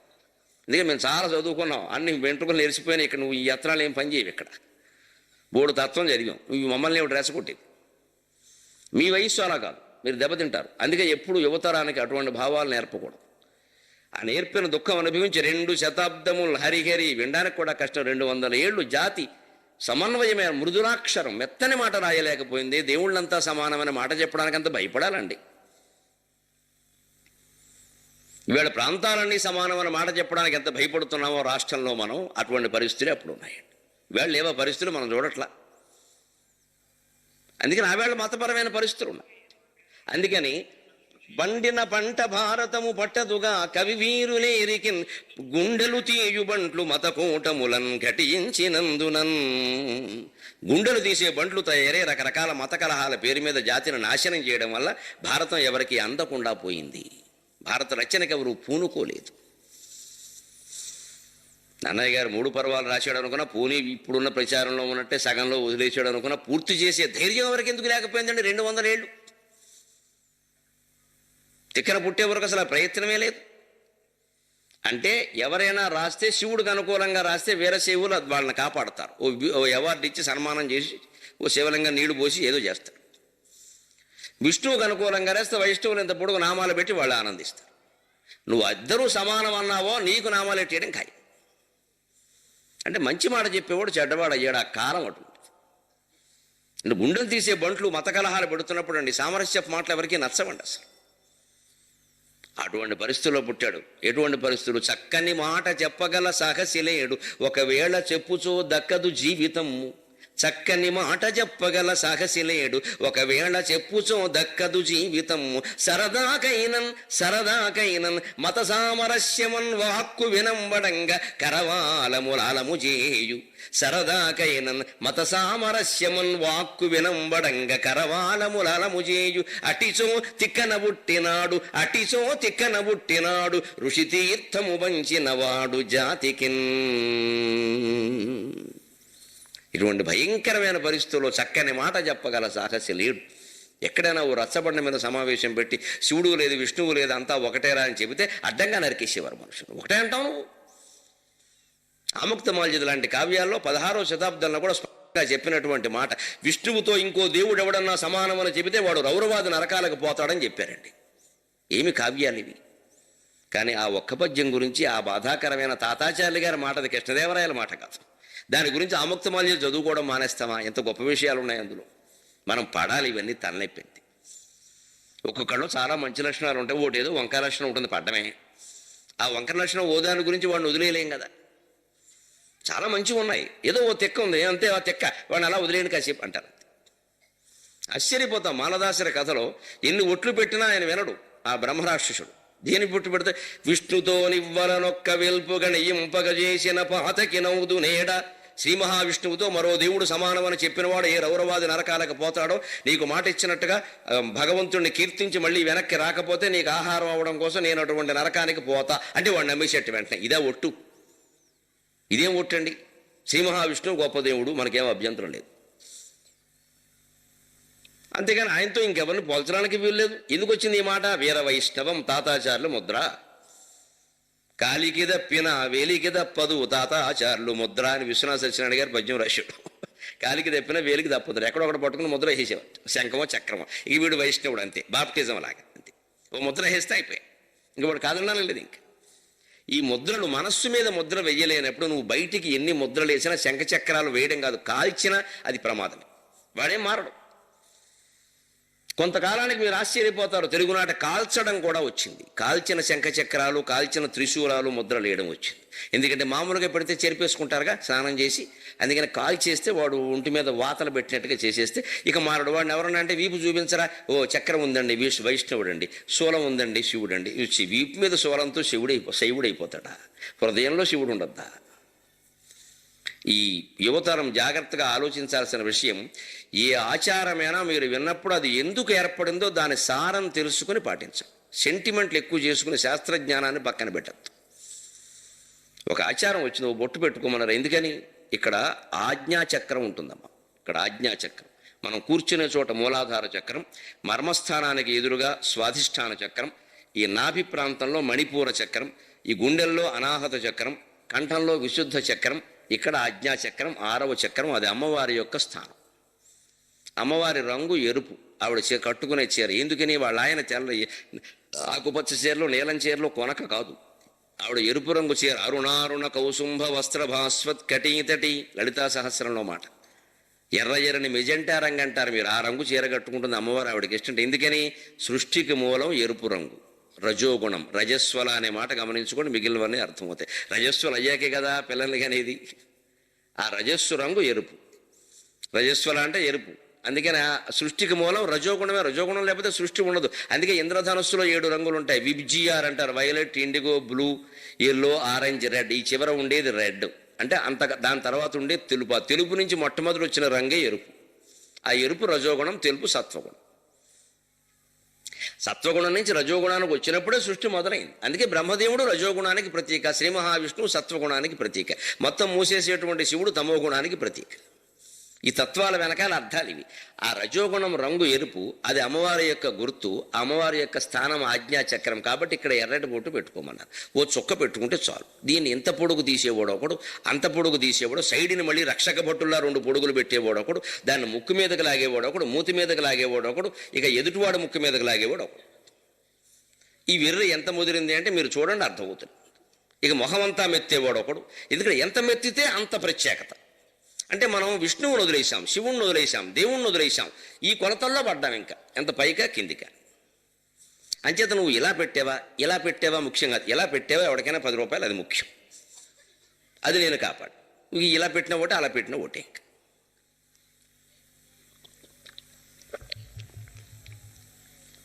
ఇంత భయంకరమైన పరిస్థితుల్లో చక్కని మాట చెప్పగల సాహసిలేడు, ఒకవేళ చెప్పుచో దక్కదు జీవితము. ఎవడన్నా చెబితే వాడు చంపేయడమే వెంటనే. సమరసవాది మహాత్మా గాంధీని వేసేసే జాతి కదమ్మా, చెప్పేది ఏమిటి వేరే. ఎవడు మంచి మాట చెబితే వాడిని వేసేస్తాడు. బీహార్ వెళ్ళి ముస్లింలను కొట్టుకోద్దని చెప్పాడు, బెంగాల్ వెళ్ళి హిందువులను కొట్టుకోద్దని చెప్పాడు, ఆయన ప్రార్థనా మందిరంలో వేసేసాడు. ఆయన చేసిన పాపం ఏంటి? కొట్టుకోద్దని చెప్పడం. కొట్టుకోమని చెప్పిన వాడు మనకు నాయకులు అయ్యారు. ఇవాళ మన ఆలోచన విధానం అది. ఎందుకంటే వీడెవడరా కొట్టుకోద్దని చెప్పడం, హాయిగా కొట్టుకుంటుంటే అని వాడిని వేసేసారు. పోనీ 80 ఏళ్ళు బతికాడండి మహాత్మా గాంధీ గురించి కూడా నా ఆలోచన. 80 ఏళ్ళు బతికాడు అప్పటికి. ఆయన దాన్ని ఆయన వదిలేస్తే 2-3 ఏళ్ళ వెళ్ళిపోడండి, చంపేయాలా మనం? అంత అప్రతిష్ట మూత కట్టుకోవాలా? ఇండియాకి మాయని మచ్చ కదా మహాత్మా గాంధీకి వచ్చనేది. ఎన్ని చెప్పి సమర్థించుకున్నా అది మాయని మచ్చది. ఆయన దాన్ని ఆయన తిక్కపోనే, ఆయన అహింస తిక్క అనుకున్నాం, వదిలేద్దాం. అలా వదిలేస్తే ఆయన 2 ఏళ్ళకి వెళ్ళిపోడండి. ఆయన చంపి పాపం మూట కట్టుకోవాలా? అబ్రహం లింకన్ చంపి అమెరికా జాతి ఎంత పాపం మూట కట్టుకుంది. పాపం దక్షిణాది ఉత్తరాది వాళ్ళని కలిపే ప్రయత్నం చేశాడు, నీగ్రోలని అమెరికన్స్ని. ఆయన చంపేశారు. యేసుక్రీస్తు విషయంలో జరిగింది కూడా. ఆయన ఎన్ని మంచి మాటలు చెప్పాడు, ఆయన వేసేశారు శిక్ష. ఏ మంచివాడిని బతకనిచ్చారు? బుద్ధుని విషయం బట్టి చంపారు. బుద్ధునగింత ఏనిది ప్రబుద్ధులు క్రీస్తునగట్లి చేసిరి, ఏ సిద్ధుని దక్కనిచ్చిరి ప్రసిద్ధులు తీవ్ర శరాగ్రబుద్ధులు. ఏ సిద్ధుని దక్కనిచ్చిరి ప్రసిద్ధులు తీవ్ర శరాగ్రబుద్ధులు. తీవ్రవాదం అనేది ఉంది, చాలా ప్రమాదకరమైన మాట. అది నా మాటే వినాలందరూ, నా మాట వినకపోతే కాల్చేస్తా. అది ఎంత మంచి మాట అయినా అది తప్పది. ఎంత మంచి మాట అయినా నీకు ఇలా చెప్పే హక్కు లేదు. అందరూ మాటలు ఎవరి మాటలు వారుకుంటే విను. నువ్వు కూడా చెప్పు, నీ మాట చెప్పు, చాలా బలంగా చెప్పు. నా మాట వినకపోతే కాల్చేస్తా అనే మాటే రాకూడదు. అది సంప్రదాయానికి, సంస్కారానికి, సమన్వయానికి వ్యతిరేకం. అది నువ్వు ఎంత మంచి కోసం నువ్వు పేదవాళ్ళ కోసం చేసినా, ధనవంతుల కోసం చేసినా, హిందూ ధర్మం కోసం చేసినా, జిహాద్ కోసం చేసినా, దీనికోసం చేసినా నా మాట వినకపోతే కత్తెత్తుతా అనేది చాలా తప్పు. ఎంత మంచి ప్రయోజనం కోసం చేసినా అది తప్పే. విధానం అది కాదు. చరిత్రలో వాళ్ళకి ఈ మహానుభావులందరూ ఇలాగే కోల్పోయాం మనం. అలాగే తిక్కన కాలంలో జరిగింది. తిక్కన కాలానికి ముందు ఆ పరిస్థితి నుంచి బయటపడాయన కరవాలములు ఆలము చేయ కత్తులు దూసే కాలంలో నిలబడి తిక్కన పుట్టినాడు ఋషి తీర్థము వంచినవాడు జాతికిన్. అంత భయంకరమైన పరిస్థితుల్లో ఎక్కడ మొక్క కూడా మొలవన ఎడారిలో గులాబీ మొక్క మొలిచినట్టుగా తిక్కానుడు ఆంధ్ర క్షేత్రంలో, నెల్లూరు మహాపట్టణంలో, విక్రమసింహపురి నగరంలో జన్మించాడు ఈ మహానుభావుడు. ఎంతగా జాతి రుణపడిపోయింది ఈయనకి. అందుకే ఆయన చేసిన మొదటి ప్రార్థన విరాట పర్వంలో శ్రీజన గౌరి నాబరగు చెల్వకు చిత్తము పల్లవింప భద్రాయితమూర్తియై హరిహరంబగు రూపము దాల్చి. శ్రీజన గౌరి నాబరగు చెల్వకు చిత్తము పల్లవింప భద్రాయితమూర్తియై హరిహరంబగు రూపము దాల్చి. విష్ణు రూపాయ నమఃశివాయ, విష్ణు రూపాయ నమఃశివాయ, విష్ణు రూపాయ నమఃశివాయ అని పల్కెడు భక్తజనంబు వైదిక ధ్యాయితకు మెచ్చు పరతత్వము గొల్చెదను ఇష్ట సిద్ధికై అని మంగళప్రదమైన ప్రార్థనతో విరాట పర్వాన్ని ప్రారంభించాడు తిక్కన గారు. శ్రీజన గౌరిన వరగు చెల్వకు. ఒక స్త్రీమూర్తి నేను చెబుతున్నాను, పేర్కొంటున్నాను ముందుగా మా అమ్మలాగా. ఆవిడ శ్రీ, ఆవిడే లక్ష్మీదేవి, ఆవిడే గౌరీ, ఆవిడే పార్వతీదేవి. శ్రీ గౌరీ అని చాలామందికి పేర్లు పెట్టడం మీరు వినలేదా? శ్రీలక్ష్మి అని పెట్టడం వినలేదా? శ్రీగిరిజ అని పెట్టడం లేదా? శ్రీ అంటే లక్ష్మీదేవి, గౌరి అంటే పార్వతీదేవి. గౌరీదేవి సౌభాగ్యానికి ప్రత్యేక, లక్ష్మీదేవి వైభవానికి ప్రత్యేక. మనం రెండూ కోరుకోవా? ఆయురారోగ్య భోగభాగ్య అష్టైశ్వర్య ప్రాప్తిరస్తు అని దీవించరా పండితులు? అందులో భోగము భాగ్యము అన్నీ ఉన్నాయి కదండి. మనం అనుకునే భోగానికి లక్ష్మీదేవి ప్రత్యేక, భాగ్యానికి గౌరీదేవి ప్రత్యేక. ఎవరిని వదిలేస్తాం మనం? సౌభాగ్యం ఉందంటే ఏమిటి? పిల్లాపాపలతో బాగానే ఉంది, తినడానికి తిండి లేదు. పిల్లాపాపలతో బాగుండగానే సరిపోయిందా? భాగ్యం ఉండాలా వద్దా? దానికి లక్ష్మీదేవి కటాక్షం ఉండాలి. కొందరికి లక్ష్మీ కటాక్షం ఉంటుంది, తినేందుకు మనుషులు ఉండరు ఇంట్లో. బియ్యం డబ్బా తరగదు. 16 అంతస్తుల మేడ ఉంటుంది, మొగుడు బెళ్ళం ఇద్దరే ఉంటారు, పిల్లలు లేరు. ఏమనుకుంటారో ఏమిటో, పిల్లలు లేని ఇల్లు ఇల్లే. కొందరికి 10 మంది పిల్లలు ఇస్తాడు భగవంతుడు, రూపాయి బియ్యం ఉండవు. ఈ రెండు చూస్తున్నావా లేదా? అంచేతన లక్ష్మీ కటాక్షం ఉంటే సంపదలు ఉంటాయి, గౌరీ కటాక్షం ఉంటే సౌభాగ్యం ఉంటుంది. ఈ రెండూ కాపాడుకోవాలంటే సరస్వతి కటాక్షం, జ్ఞానం ఉండాలి. జ్ఞానం లేని దానికి దేనికి ఇవి? మొగుడు బతుకుండం, బెళ్ళం బతుకుండం, బ్యాంకుల్లో డబ్బులు ఉండడం కాదు, ముందు నీకు జ్ఞానం ఉండాలి. అందుకని సరస్వతి అన్నారు. ఏ దేవతను మీరు వదిలేస్తారు? ఇందులో ఎవరిని వదిలేసినా మనకి లోటే కదా. ఈ దేవతలందరినీ ప్రార్థిస్తూనే వీరందరూ ఒక్కటే అన్న విషయం తెలుసుకోవాలి. అదే జ్ఞానం, అదే అద్వైతం. ఇందులో ఎవరిని వదలమని చెప్పలా, వీరందరూ ఒక్కటే. అందుకే హిందూ ధర్మంలో 3 కోటి దేవతలు ఉంటారు. ఇతరులు ఆక్షేపిస్తూ ఉంటారు ఊరికే, మాకొక్కరే అంటే మీది అంత బలహీనమైన వ్యవహారం, మాది బలమైన వ్యవహారం, అంతే, తిరుగులేదు. ఒకటే దేవుడు, ఒకటే గ్రంథం. ఇది గొప్ప విషయం ఏం కాదు. అది ఆ గ్రంథం పుట్టకముందు ఏమైంది మతం, అదే ఆ మనిషి పుట్టకముందు ఏమైందట చెప్పమన్న సమాధానం లేదు. ఆయనే మూలం అంటే కుదరదు. ఆయన ఎప్పుడు పుట్టాడో మీరు చెబుతున్నారు డేటు. ఆ డేటుకు ముందు లేదా ప్రపంచం? ఎంతో విశాలమైన ప్రపంచం ఉంది, ఎంతో జరిగింది. అప్పుడు మీ దేవుడు ఏం చేస్తున్నట్ట? హిందూ ధర్మంలో, వైదిక ధర్మంలో అలా ఉండదు. ఒక దేవుడు ప్రత్యేకించి ఉండడు, ఒక గ్రంథం ప్రత్యేకించి ఉండదు. సృష్టి ఎప్పుడు పుట్టిందంటే ఆత్మ నుంచి ఇది ఏర్పడింది. ఆత్మ ఎప్పుడుందో కనుక్కొని నీ వల్ల ఏ పని కాదు. నువ్వేమిటో కనుక్కుంటే ఆత్మ ఏమిటో తెలుస్తుంది. అంచేత వైదిక ధర్మమే సరైన ధర్మం. అదే ప్రచారంలోకి వెళ్ళవలసింది. ఎప్పటికైనా నిలబడేది అదే. ఆ ధర్మాన్ని ప్రోత్సహించడానికి, ప్రచారం చేయడానికి తిక్కన శ్రీజన గౌరినా వరగు చెల్వకు. లక్ష్మీదేవి ఆవిడే, గౌరినా వరగు ఆవిడనే పార్వతీదేవి అంట. అటువంటి స్త్రీకి చిత్తము పల్లవింప, మనస్సు చిగురొత్తే విధంగా ఉంటాడట పరమాత్మ. లక్ష్మీదేవికి ఆవిడే, ఆయనే భర్త. గౌరీదేవికి ఆవిడే భర్త, ఆయనే భర్త. ఆయన పేరేమిటి? హరిహరంబగు రూపముదాల్చి. ఆయన పేరే హరిహరనాథుడు. హరి కాబట్టి లక్ష్మీదేవికి భర్త, హరుడు కాబట్టి గౌరీదేవికి భర్త. నేను పేరుడుతానండి, దేవుడికి తప్పేమన్నా ఉందా అన్నాడు. హరిహరనాథుడు అని. హరిహరంబగు రూపముదాల్చి భద్రాయితమూర్తియై, అందరికీ భద్రతని, రక్షణని, సౌభాగ్యాన్ని కల్పిస్తూ హరిహరంబగు రూపముదాల్చి. మరి ఒక దేవుణ్ణి పెట్టగానే మనలో ఏమంటారంటే, ఎవరైనా ఆయనకి ఏమన్నా ఒక మంత్రం ఉందా అండి, జపానికి సహస్రనామాలు ఉన్నాయండి, ఇవన్నీ అడుగుతారు. అదంతా మొత్తం ఈ ఒక్క పద్యంలో కల్పన చేసి పెట్టాడు. మొత్తం ఉన్నాయి. విష్ణు రూపాయ నమశివాయ, ఇది మంత్రం జపించుకున్నారని. నమశివాయ పంచాక్షర మంత్రం, ఓం నమో నారాయణాయ అష్టాక్షర మంత్రం. ఈ 2 మంత్రాలని సమ్మేళనం చేసి తెలుగులో చెప్పిన మంత్రం ఇది. విష్ణు రూపాయ నమశివాయ దశాక్షరి మంత్రం అంట. ఈ తిక్కన గారు చెప్పిన ఈ మంత్రమే నన్ను కాపాడుతోంది. నేడుగా నేను చెప్పించేది అదే మంత్రం. నాకు తెలుగులో చెప్పిందే ఇష్టం. 100 మంది దేవతలు ఏం చెప్పుకున్నా సరే తెలుగులో చెప్పబోతే నేను విన్నాను. నీకు తెలుగు రాదని అడుగుతాను. దేవుడు ప్రత్యక్షమైనా సరే తెలుగులో ప్రత్యక్షం కావాల్సిందే. ఇంగ్లీష్లో ప్రత్యక్షం అయితే కుదరదు. నా భాషను అయితే నా పట్టుదని, నా భాష నీకు రాకపోతే నువ్వు నాకు అనవసరం. అంత పట్టుదల ఉంటేనే మన భాష నిలబడుతుంది. తెలుగు వాళ్ళకి తెలుగు మంత్రాన్ని ఉపదేశించాడు. విష్ణు రూపాయ నమశివాయ. ఈ దేవుడికి నేను మంత్రం ఉపదేశిస్తున్నా, మీకు నా ఎందు నమ్మకం ఉంటే దీన్ని చదువుకోండి. విష్ణు రూపాయ నమశివాయ. పైగా ఈయనేమి కొత్తగా కనిపెట్టి ప్రచారం చేసింది కాదు, పూర్వం నుంచి ఉన్నదే. శివాయ విష్ణు రూపాయ శివరూపాయ విష్ణవే, శివస్య హృదయం విష్ణు విష్ణోశ్చ హృదయగుం శివక. శివుడే విష్ణువు యొక్క రూపం, విష్ణువే శివుడు యొక్క రూపం. శివుడు హృదయమే విష్ణువు, విష్ణువు యొక్క హృదయమే శివుడు. తేడా ఏం లేదు అన్నారు. తేడా అనేది రూపంలో ఉంటుంది. రూపంలో ఉన్న తేడాకి అంత కొట్టుకుంటే ఎలాగండి? ఒకే రూపం ఉన్న మనిషిని ఒక ఆవిడ భర్త అంటోంది, సరసంగా చూస్తోంది. ఆ మనిషికేసి ఒక ఆవిడ అబ్బాయి అన్నం తిన్నావా అంటోంది. అందులో సరసం ఉండదు, ప్రేమ ఉంటుంది. తల్లి. ఇంకో అమ్మాయి ఉంది చిన్నపిల్ల, నీ వయసు అమ్మాయి కూతురు, నా అన్న ఫీజు కట్టాలంటోంది. ఒక మనిషి అయినా ఏమైనా తేడా ఉందా? ఈ మనిషి అమ్మాయికి భర్త, ఇంకో ఆవిడికి కొడుకు, ఇంకో ఆవిడికి తండ్రి అవగాలేంది. ఒక దేవుడు ఇన్ని రూపాలు ధరించినాడా? ఇంతమందికి ఇన్ని రకాలుగా ఉన్న, కొందరికి శివుడు, కొందరికి విష్ణువు, కొందరికి అయ్యప్ప, కొందరికి కుమారస్వామి. కాలేడా మన అజ్ఞానం? కానీ ఇదే అద్వైతం. ఒక వ్యక్తిని గురించి మనకి రకరకాల భావాలు కలుగుతున్నట్టే, ఒక వ్యక్తితో రకరకాల వ్యక్తులకి రకరకాల అనుబంధాలు ఉన్నట్టే, దేవుణ్ణి రకరకాల వ్యక్తులు రకరకాల రూపాల్లో ఆరాధించారు, రకరకాల పేర్లతో. నీకేమైనా అభ్యంతరమా?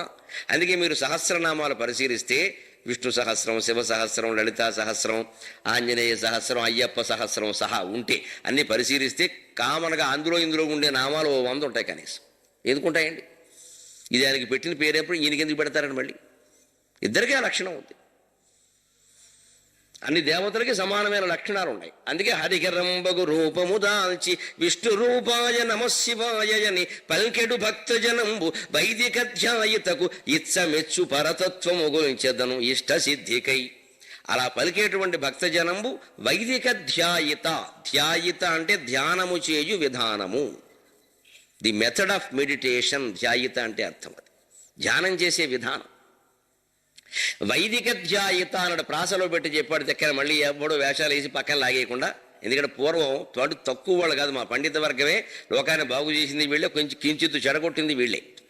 ఏదైనా తాటాకు పుస్తకం మా దగ్గరికి వస్తే, మా పోటీగాళ్ళ దగ్గరికి, కండువా ఉన్న వాళ్ళ దగ్గరికి వస్తే దాన్ని చూడడం, అందులో ఏమైనా 2 విషయాలు నాకు నచ్చలేదు అనుకో, ఆ ఆకులు బీకేయడం, వేరే ఆకుల మీద ఏవో నాకు దోచినవి రాసేయడం, అవి అందులో గట్టేయడం. అందుకే తాటాకులు కట్టడం అనే మాట వచ్చింది లోకంలో. లేనిపోని ఆరోపణలు చేస్తే తాటాకులు కట్టడం ఏంటి, తాటాకులు ఏంటంటే అంటే ఇదే. గుడిసి మీద తాటాకులు కావు, పుస్తకాల్లో తాటాకు. ఇప్పుడు కట్టమనండి, ఇంతలా పుస్తకం ప్రింట్ చేసి 1000 కాపీలు వేశారు. ఏం కడతావు, ఎన్ని కడతావు? నువ్వు 2 లాగలేవు, 2 పెట్టలేవు నీ వాళ్ళ. అందుకే ఇప్పుడు పుస్తకాల్లో మార్పులు ఉండవు. అప్పుడు అలా కాదు, ఏదో కాశ్మీర్ నుంచి ప్రతి కాకినాడ వచ్చేది, ఎవరో పట్టుకొచ్చేవారు యాత్ర. ఇది భారతం అండి అండి. ఇక్కడ కాకినాడలో పండితులు ఎవడో చదువుతాడు దీన్ని. ఏమిటి ద్రౌపది ఇలా మాట్లాడేవాడు, మరీ దారుణం అని చెప్పి ఆకులు పీకేస్తాడు. ఆయనకు నచ్చలేదు. అందుకని వ్యాస భారతంలో ఈయన పైత్యం పెడతాడు. అక్కడ ఇలా పెడదాం బాగుంటుంది, మంచి కోసం కూడా చేయొచ్చు, కానీ అది పద్ధతి కాదు. నువ్వు సరైన వ్యాఖ్యానం చేస్తే మంచిగానే పెడుతుంది అది. నువ్వు దానికోసం పాఠం మార్చేయక్కర్లేదు, వ్యాఖ్యాన విధానం మార్చుకో. పాఠం మార్చేస్తే అలాగే నమ్మకం పోతుంది గ్రంథం మీద. అన్ని ప్రక్షిప్తాలేనండి, నిక్షిప్తం ఏదంటారు. ప్రక్షిప్తం అంటే ఎవరో చేర్చింది, నిక్షిప్తం అంటే మొదటి నుంచి ఉన్నది. అన్ని ప్రక్షిప్తాలేనండి రామాయణ భారతంలో. నిక్షిప్తం ఏదంట, ఇది ఉందా లేదా, అది ఉందా లేదా అన్ని అనుమానాలే. అందుకని తాటాకులు కట్టడం ఎందుకు వచ్చింది? ఈ ఆకులు తీసి ఆ ఆకులు కట్టేవారు. ప్రతి వాళ్ళ ఇంట్లో పండితుల దగ్గర ఇప్పుడు వాళ్ళు వైట్ పేపర్స్ ఉన్నట్టుగా అలేఖములు అనేవారు. రాయని కాగితాలు వైట్ పేపర్ అంటే అలేఖం ఉండేది, తీసి కట్టేసేవాడు. అక్కడి నుంచి కట్టకట్టేవాడు, అది ఎవరి దగ్గరకు పంపేవాడు. అక్కడ ఆ భారతం ప్రచారం అయ్యేది, చాట భారతం అని అందుకే వచ్చింది. వీడి చాట వీడిది, వాడి చాట వాడి తిను. దీంట్లో మళ్ళీ అభిప్రాయ భేదాలు వచ్చి అది ఉందనో కూడా లేదనో కూడా గొడవలు అందుకే వచ్చేయండి, పిలకబట్టుకోవడం. లేకపోతే ఒక వ్యాసుడు రాసిందంటూ 6 పాఠాలు ఎందుకు ఉంటాయండి? మనం చేసిన పని ఇది. ఒక్కోసారి ప్రమాదవశాత్తు తడిసిపోవడం వల్ల గుడిసెల్లో కదా చూరులో కూర్చేవారు, గ్రంథం తీసుకెళ్ళి చూరులో పెట్టేవారండి. మా చిన్నతనంలో కూడా మా ఇంట్లో చూశాను, గ్రంథం తీసుకెళ్ళి చూరులో కూర్చేవారు. వాన కురిస్తే తడిసిపోదా అని, ఏ ఉంటుందిలే అనేవారు. అయితే ఎక్కడ పెడతామనేవాడు. బట్టలు పెట్టుకుందికి పెట్టిలు లేవు అనేవారు. బట్టలు ఎక్కువ వీళ్ళ గ్రంథాల కంటే. అలా ఉండే దృష్టి. మరి వాన కురిస్తే ఆకులు చివికిపోయి అవేవో చినిగిపోతాయి. మరి అక్కడేమో అప్పుడు నాబోటి పండితులు ఇంకోటి కూర్చుని ఆ మొక్క రాసేసి కొత్త ఆకు పెడతాడు. ఈయన సొంతం పెట్టాడు కొంత. మరి అందులో ఏముందో మంచి ఉంటే పర్వాలేదు, ఏదైనా వంకర మాట ఉంటే ధర్మహానానికి అధర్మహానాలకు అయిపోయినట్టే మొత్తం. ఇలాంటి పాఠాంతరాలు ప్రక్షిప్తాలు అని రాబట్టే లేనిపోని మాటలు ఎవరన్నా మాట్లాడితే తాటాకులు గట్టకని చెబుతూ ఉంటారు. ఇప్పటికి ఇవి ఉన్నవి కావు, లేనివి గట్టాడు. అలాంటివి చాలా జరిగేటువంటి రోజులు కాబట్టి ఆయన ప్రాసస్థానంలో పెట్టి వైదిక ధ్యాయిత, వైదికమైన ధ్యాన విధానం ఇదే. ఏ దేవత యందు ప్రత్యేకమైన దృష్టి లేకుండా సకల దేవతలు సమానమే అని భావించి భూమధ్యంలో దృష్టిని చేర్చి కనపడుతున్న చుక్క మీదే దృష్టి పెట్టి ఆ చుక్క ఎందే నువ్వు అనుకున్న రూపం కనపడే వరకు ధ్యానం చేయడమే వైదిక ధ్యాయిత. నీకు ఎదుర రూపం మీద ఇష్టం ఉంటే ఆ రూపం అక్కడ పెట్టుకో, ధ్యానం చేయి. ఇంకో రూపాన్ని ద్వేషించవు. చివరికి నీకు అర్థమవుతుంది అన్ని రూపాలు నీ రూపంతో సహా అందులోనే ఉన్నాయి. 3 దేవతలు మనకు ఎందుకున్నారని చెబుతారు. ఎవరు లెక్కెట్టాడండి? వీళ్ళకి ఏమైనా జనాభా లెక్కలు ఉన్నాయా? పైగా నన్ను ఎక్కడో అవధానం చేస్తుంటే అడిగారు, మన జనాభా ఏకంగా మన 2011 జనాభా లెక్కల ప్రకారం మరి 121,193,422 మంది. లెక్క చూసుకోండి, పేపర్లో వచ్చి చెప్తున్నా, దారంలో తేడా ఉండదు. అంతని చెప్పారండి కదండి. దేవతల జనాభా అప్పటికి ఇప్పటికీ 3 కోటి అంటున్నారు, ఎందుకు పెరగలేదన్నారు. మన నైవేద్యాలు మా హత్యన్న ఆయన అని చెప్పారు. కాస్త ఏమైనా బలమైన తిండి పెడితే కదా, ఉప్పు కారం లేని పెట్టారు అక్కడ, అందుకే అవన్నీ తిని వాళ్ళకి సంతాన శక్తి పోయిందని చెప్పింది. సరదాగా చెప్తాం కదా అవధానంలో అప్రస్తుత దేవతల సంఖ్య ఎందుకు పెరగలేదంటే ఈ నైవేద్యాలు తింటే వాళ్ళ పిల్లలు ఎక్కడికంటారు ఆయన. కాస్త మంచి గారెలు అలపసలు పెడితే వ్యవహారం వేరు. మనం తినే కుళ్ళిపోయిన అరటిపళ్ళు ఇవన్నీ పెడుతూ ఉంటాం. మనకి పనికిరానివే కదా దేవుడికి పెట్టేది. ఇప్పుడు అలాగ తినడానికి మనకు తెలుసు కదా, అందుకని దానికి పిల్లలు ఎక్కడ కలుగుతారు?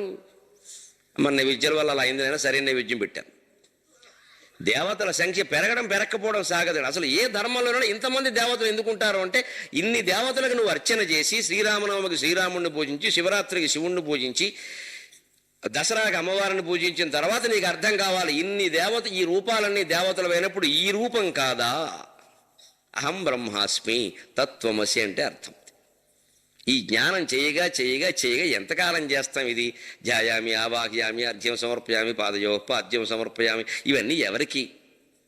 ఎదురుగా ఉన్న విగ్రహం దేవుడైనప్పుడు విగ్రహాన్ని ఆరాధిస్తున్న నేనెవరు? ఈ విగ్రహం మాత్రం దేవుడు కాదా?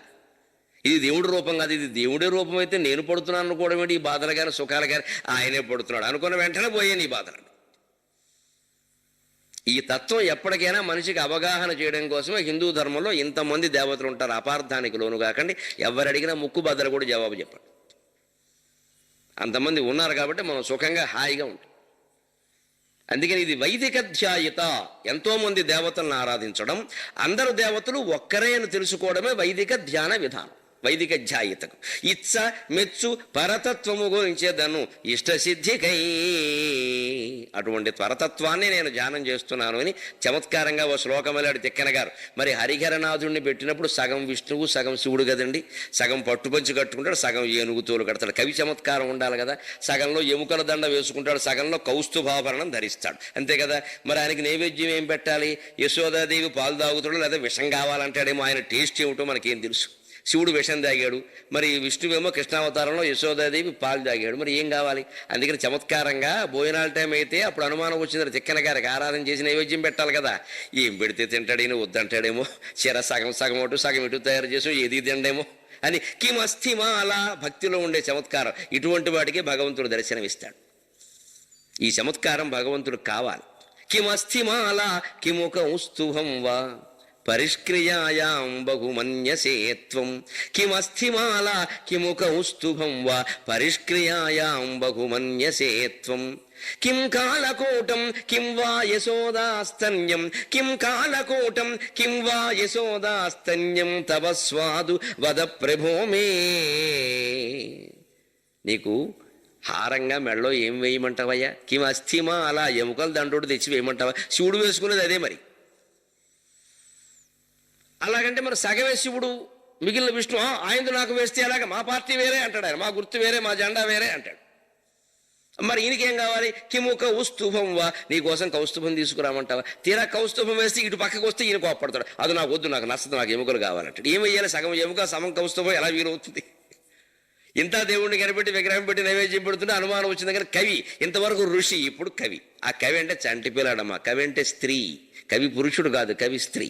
స్త్రీకి ఉండే లాలిత్యం, మృదుత్వం, అమాయకత్వం, ముగ్ధత్వం అంతా కవిలో ఉంటాయి. కవి అంటే మోటు మనిషి కాదు, సరదా మనిషి, సరసవాడే మనిషి కవి. చిక్కన గారిలో ఉండే సరసం ఇప్పుడు దేవుడితో మొదలెట్టాడు ఆయన.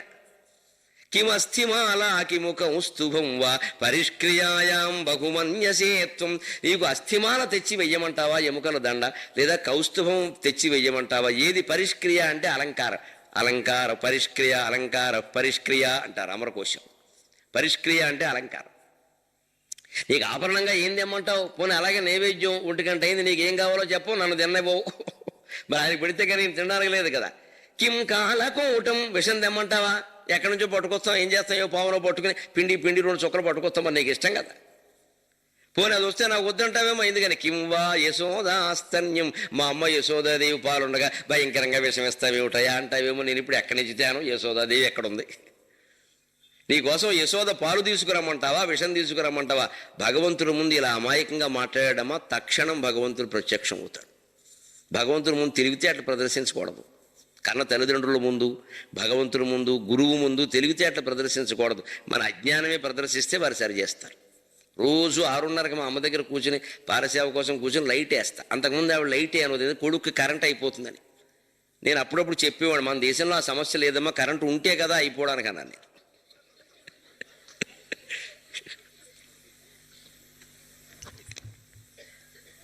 నువ్వు అమెరికాలో అయితే బాధపడాలమ్మా, ఇక్కడ ప్రభుత్వం వారి దయ వల్ల మనకు కరెంటు ఖర్చు ఉండదు. అసలు ఉంటే కదా వేయడానికి. ఆ స్విచ్ అలా వేసాము తీసాము, మన స్విచ్లు అనవసరం, వచ్చేటప్పుడు వస్తుంది, పోయేటప్పుడు పోతుంది. ఇదివరకు వాన రాకడా ప్రాణం పోకడా అనేవారు, ఇప్పుడు కరెంటు రాకడా ప్రాణం పోకడా, అంతే. కొంచెం మార్చుకోవాలి. ఎవడు తెలుసు, వచ్చినప్పుడు వచ్చిందా అనుకోవడం, పోయిందా అంతే. పైగా కరెంటు పోవడమే సహజం, ఉండడం సహజం కాదు. పోయిందంటే అది భారతదేశంలో సహజ స్థితి. వచ్చిందా ఎందుకు వచ్చింది అనుకోవాలన్నమాట, రాదు కదా.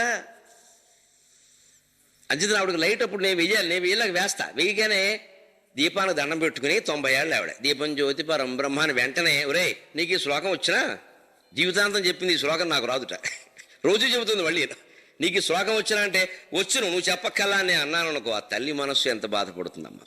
ఆవిడకి అవకాశం ఇవ్వాలి, గర్వించే అవకాశం.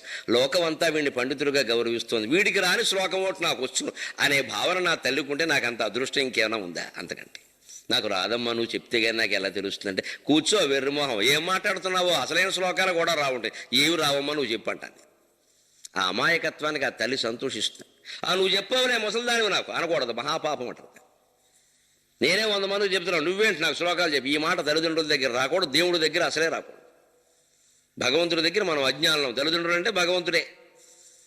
అందుకని ఆయన అమాయకత్వం ప్రదర్శిస్తున్నాడు. విషం నైవేద్యంగా పెట్టమంటావా, యశోదాదేవి పాలడికి తెమ్మంటావా, కౌస్తుభం పెట్టమంటావా, లేదా అలంకారంగా ఎముకల దండ వెయ్యమంటావా? ఏం చెయ్యాలో చెప్పవయా. తవ స్వాదు వద ప్రభోమి, నీకు ఏది రుచిస్తుందో చెప్పవయా అంటే తిక్కన గారికి ఆ దేవుడు ఆయన ఊహించినటువంటి రూపంలోనే ప్రత్యక్షమై, నేను ఎందుకు ప్రత్యక్షమయ్యానో తెలుసా, నీకు పితృభక్తి ఎక్కువ, మీ తండ్రి కొమ్మనామాచ్యుడు స్వర్గంలో ఉన్నాడు, మా అబ్బాయి కనిపించి తీరవలసింది ఆయన పట్టుబట్టాడు, అందుకే నేను కనిపించానని చెప్పాడు తిక్కన గారి కావ్యంలో ఉన్నమాట.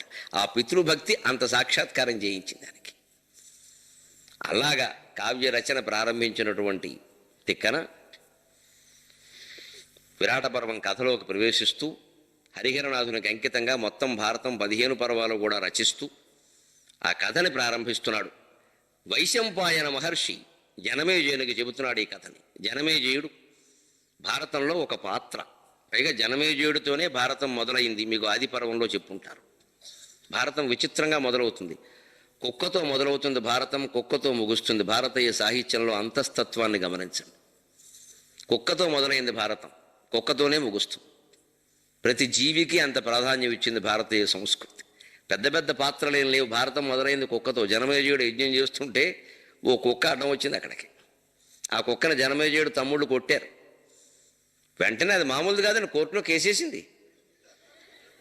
ఇప్పుడు భాషలో చెప్పాలంటే రెట్టో దాని ఓపిక మేరకు అది వేసింది. నన్ను ఎందుకు కొట్టారు? జీవికి అంత హక్కు ఉందమ్మా.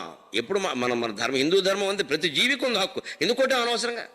కనిపించినంత మాత్రాన కుక్కను కొట్టే హక్కు నీకు లేదు, నీకు హాని చేస్తేనే కొట్టాలి. అది భారతీయ తత్వం. అన్ని జీవులకి సృష్టిలో బతికే హక్కు ఉంది. ఇప్పుడు నువ్వు రోడ్డు మీద వెళ్ళిపోతున్న గోమ మీద నేను ఎవడో కొట్టేసి ఎందుకు కొట్టావంటే నువ్వు కొడతావేమో నేను కొట్టాను రా అంటే అనుకుని కొట్టేస్తావా? అది మనం ఊరుకుంటామండి. మరి కుక్కని ఎందుకు కొడతాం మనం? కనపడగానే కొట్టకూడదు అలాగా. నేను ఏమైనా చేసిందా? బహు ఉందా కనీసం? నీకు ఏమైనా అంటే పోనీ అదో భయం వేసి చేశానండి అనకుండా పావును కూడా చంపడం తప్పేం చెప్పి నీకు హాని చేయాలి. అక్కడ నుంచి అలా వెళ్ళిపోతుంది, వదిలే అంతే. పని కట్టుకుని తెచ్చి మంటల్లో పడేయక్కర్లేదు. మన భయం వల్ల మనం ఏదో పాము విషయంలో పోనీ చేస్తాం. కుక్క పనే ఉందండి. ఆ కుక్కని యజ్ఞ పదార్థాలు ముట్టుకుంటే మరి పాడైపోతుంది కదా యజ్ఞం. అందుకని వీళ్ళు కొడితే అది వీళ్ళు వాళ్ళ అమ్మకి చెప్పింది. వాళ్ళ అమ్మ వచ్చి నిండు సభలో జనమేజయ మహారాజు నిలబెట్టింది, మా అబ్బాయిని కొట్టావు, ఎందుకు కొట్టో చెప్పు. మీ తమ్ముడు కొట్టారు, వెంటనే వాళ్ళకి దేశ బహిష్కారం విధిస్తావా లేదా? అది ఇండియన్ గవర్నెన్స్, భారతీయ సామ్రాజ్య విధానం అదండి. కుక్క అడిగిన ప్రశ్నకి మహారాజు వంగి జవాబు ఇచ్చాడు. ఇవాళ అడిగితే సిబిఐ వాళ్ళు 3 నెలల బట్టి అడుగుతున్నా ఒక్క మొక్క చెప్పట్లేదే. ఛార్జీ షీట్ బలంగా ఉండమంటే ఎక్కడి నుంచి ఉంటుంది? ఎవడైనా ఏమైనా చెబితే కదా. బలంగా అంటే 16,000 పేజీలు 6 పెట్లు ఉన్నాయి, అదే బలం. నిలబడుతుందో లేదో తర్వాత విషయం. ఒక్క మాట నిజం చెప్పకూడదు, ఎవడు అడగకూడదండి అసలు ఎవరిని. అడిగితే వెంటనే ఆరోపణ, నన్ను అడిగారు, నన్ను నిలబడి నువ్వేమో దేవుడు వేటి ఇక్కడ. తప్పు చేస్తే అడుగుతారు, చెప్పాల్సిందే. కుక్క నిలబెట్టింది మహారాజుని. ఈ దేశపు మహారాజు జవాబు ఇచ్చాడు. జనమేజయ మహారాజు ఎవరు? అభిమన్యునికి మనవడు, పరీక్షిత్తు కొడుకు, అర్జునుడికి ముని మనవడు. సాక్షాత్తు అర్జునుడికి ముని మనవడు. అర్జునుని కొడుకు అభిమన్యుడు, అభిమన్యుడు కొడుకు పరీక్షిత్తు, పరీక్షిత్తు కొడుకు జనమేజయుడు. వెంటనే తప్పు ఒప్పుకున్నాడు. నిజమే, మేము ఊహించి చేశామంటే ఊహించి చేయకూడదు, అలాగా యజ్ఞం జాగ్రత్తగా నడుపుకో అని అనవసరంగా నీకు నిందలు వస్తాయి అని చెప్పించి వెళ్ళింది కుక్క. దాని తపస్సు దానికి ఉంది. అనిమిత్త మహత్పరివాదం చేశావు, అనవసరంగా నీకు నిందలు వస్తాయి. వెళ్ళింది, వెంటనే సర్పయాగం చేశాడు, నానా గొడవ అయింది. కుక్క అన్నట్టు జరిగింది. ఇటువంటి కుక్క కథతో భారతం మొదలై చివర మహాప్రస్థానిక పర్వంలో సరిగ్గా ధర్మరాజు చిట్ట స్వర్గారోహణ చేస్తుంటే కుక్క పక్కన ఉంటుంది. ముందు ఈ కుక్కకి ప్రాధాన్యం వేయండి. నాతో పాటు వచ్చింది, నా తమ్ముళ్ళు నన్ను అనుసరించి రాలేకపోయారు, కట్టుకున్న ఇల్లాలు కూడా రాలేకపోయింది, ఆవిడ తపశ్శక్తి సరిపోలా. ఈ కుక్క ఎవరో నాకు తెలియదు, ఎంత తపస్సు చేసిందో. దుర్గమమైన ఈ హిమాలయ మార్గంలో నన్ను అనుసరించి వచ్చింది, దీనికి ముందు విమానం ఎక్కి ప్రాధాన్యం ఇవ్వడం, తర్వాత నేను ఎక్కుతానాడు. అదమ్మా భారతీయ చక్రవర్తి లక్షణం. ఎంత జోహారు చెప్పాలి ధర్మరాజుకి. ఇవాళ కష్టపడి ఓటేసిన వాడు ఏదైనా అడిగితే వేసేవలే అదోట పొమ్మని చెబుతున్నారు ఇక్కడ. నువ్వు ఏమిటి మాకు లెక్క అని. మళ్ళీ అవసరం వస్తే మన కాళ్ళు ఎట్టుకుంటారు. ఏ ఓటు వేయని కుక్కకి ధర్మరాజు అంత ప్రాధాన్యం ఇచ్చాడు, మళ్ళీ ఓటేసే అవకాశం కూడా లేని దానికి. నాతో పాటు వచ్చింది, దాన్ని ముందు ఎక్కించండి అన్నాడు. ఆశ్చర్యపోయాడు ఇంద్రుడు. ఏమి ధర్మరాజు అయ్యా, ఎంతటి ధర్మరాజువు అని. ఎందుకని? కుక్కకి అవమానంతో భారతం మొదలైంది, కుక్కకి సన్మానంతో భారతం ముగిసింది. అది భారతీయ సాహిత్యం. ఇంకేం కావాలండి? అంటే సమస్య, నీకు ఏ కష్టంతో నీ సమస్య మొదలైందో ఆ సమస్య పరిష్కారంతోనే కథ ముగుస్తుంది. పరిష్కారం అక్కడే ఉంటుంది. దీనికోసం కుక్కాటు కుక్క ఎంత కావ్యం వల్లాడు. 1,700 శ్లోకాల భారతం వల్లాడు. దాన్ని తెలుగులో నన్నయ్య తిక్కన ఎర్రాప్రగడ కలిపి పక్కా లెక్క 21,697 గద్య పద్యాలు రచించారు. అటువంటిది చెక్కన భారతం మనం చదువుకుంటాం. అందుకని జనమేజయుడు వైశంపాయ నుండి అరణ్య పర్వం తర్వాత చరాక రఘునాథ శర్మ గారు వెళ్ళిపోయిన తర్వాత కథ ఏమిటయ్యా అని అడిగాడు. విరాట పర్వం కదా. మకిత సముజ్వలాకృతులు మహానధను జనమన్యులు, మకిత సముజ్వలాకృతులు మహానధను జనమన్యులు, అంగనా సహితముగాగ ఏమి గతి సంయగుపాజ నిగూఢ వృత్తిమై అహితుల కప్రభేద్యముగ ఆ పదమూడుగనేడు మత్పితామహులు చరించిరి అంతయు క్రమంబున నాకెరుగంగ చెప్పుమా. ఈ ప్రశ్న విరాట పర్వానికి మూలం. ఆశ్చర్యకరంగా ఇందులో తిక్కన గారి యొక్క రచనా శిల్పం అంటారు. ఈ రచన, కావ్య రచన జరిగేటప్పుడు వస్తుధ్వని, అలంకార ధ్వని, రసధ్వని అని 3 రకాల ధ్వనులు ఉంటాయి. మనకి లారీ ధ్వని, బస్సు ధ్వని తెలుసు. వస్తుధ్వని, అలంకార ధ్వని, రసధ్వని, దీన్ని వస్తుధ్వని అంటారు. ఇందులో ఉన్నది జరగబోయే వస్తువుని ముందు పద్యాల్లో ధ్వనింపజేస్తూ ఉంటాడు కవి. ఇందులో పాండవులు ఎలా అజ్ఞాతవాసం చేశారో అది ప్రశ్న. తరగతి గదిలో ఎవరైనా పిల్లాళ్ళు లేచి అడిగితే అంతే అడుగుతాడు. అందుకని పాండవులకి 6 విశేషణాలు వాడి, అజ్ఞాతవాసానికి 6 విశేషణాలు వాడితే మాస్టర్ గోంబే కొట్టి అంత టైం లేదు కూర్చో అంటాడు, నేరుగా ప్రశ్నించలేవు అంటాడు. కానీ ఇది తరగతి గది కాదు, భారతీయ సాహిత్యం. ప్రశ్నించేవాడు కూడా చాలా తెలిసి ప్రశ్నిస్తాడు. ఒక వివేకం కోసం, విజ్ఞానం కోసం ప్రశ్నిస్తాడు, కాలక్షేపానికి. ఆయన అడుగుతున్న మాట చూడండి. మకిత సముజ్వల ఆకృతులు మానధనులు జనమాన్యులు అంగనాసహితముగాగ ఏమిగతి సంయగుపాయ నిగూఢ వృత్తిమై అయుతులకప్రభేద్యముగా ఆ పదమూడగునేడు మత్పితామకులు చరించిరి అంతయుక్రమంబున నాకిరుగంగ చెప్పుమా. ఈ పద్యం చదివాక నాకు అర్థమైంది విరాట పర్వం 5 ఆశ్వాసాలు ఎందుకు రాశాడు. 5 ఆశ్వాసాల్లో ఉండే కథను 5 మాటల్లో పెట్టాడు ఆయన. దీన్ని నాటక సంప్రదాయంలో ప్రస్తావన అంటారు. నాంది ప్రస్తావనలో, నాంది శ్లోకంలో నాటకంలో ఉండే కథ కొంచెం సూచిస్తా, దాన్ని బట్టి కాస్త అర్థమవుతూ ఉంటుంది మనకి. అందుకోసం మన మనస్సులో తయారు చేయడం అన్నమాట.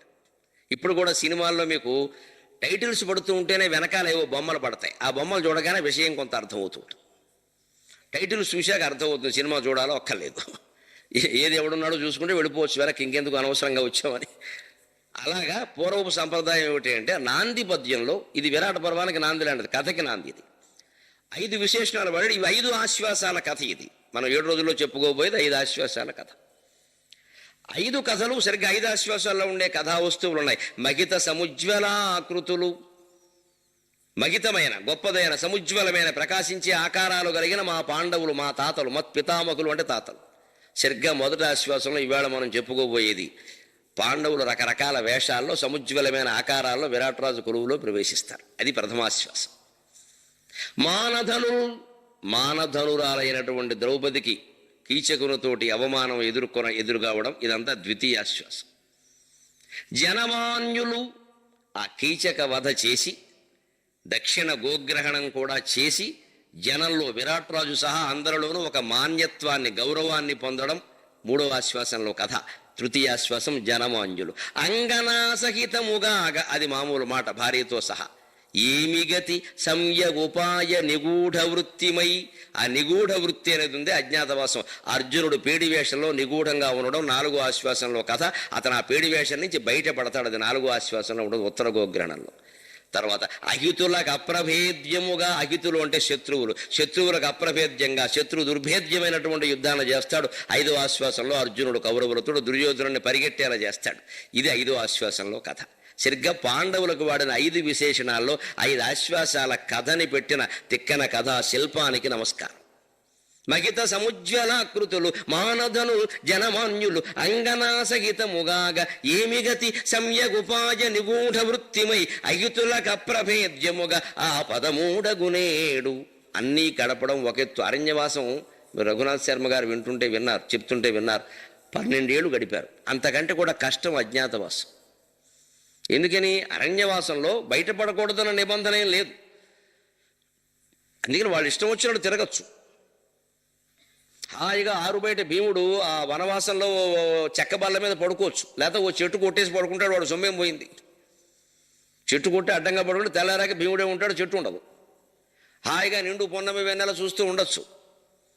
లేకపోతే భీముడు ద్రౌపది కలిసి హిమగిరి సొగసులు మురిపించెను మనసులు అని పాడుకోవచ్చు.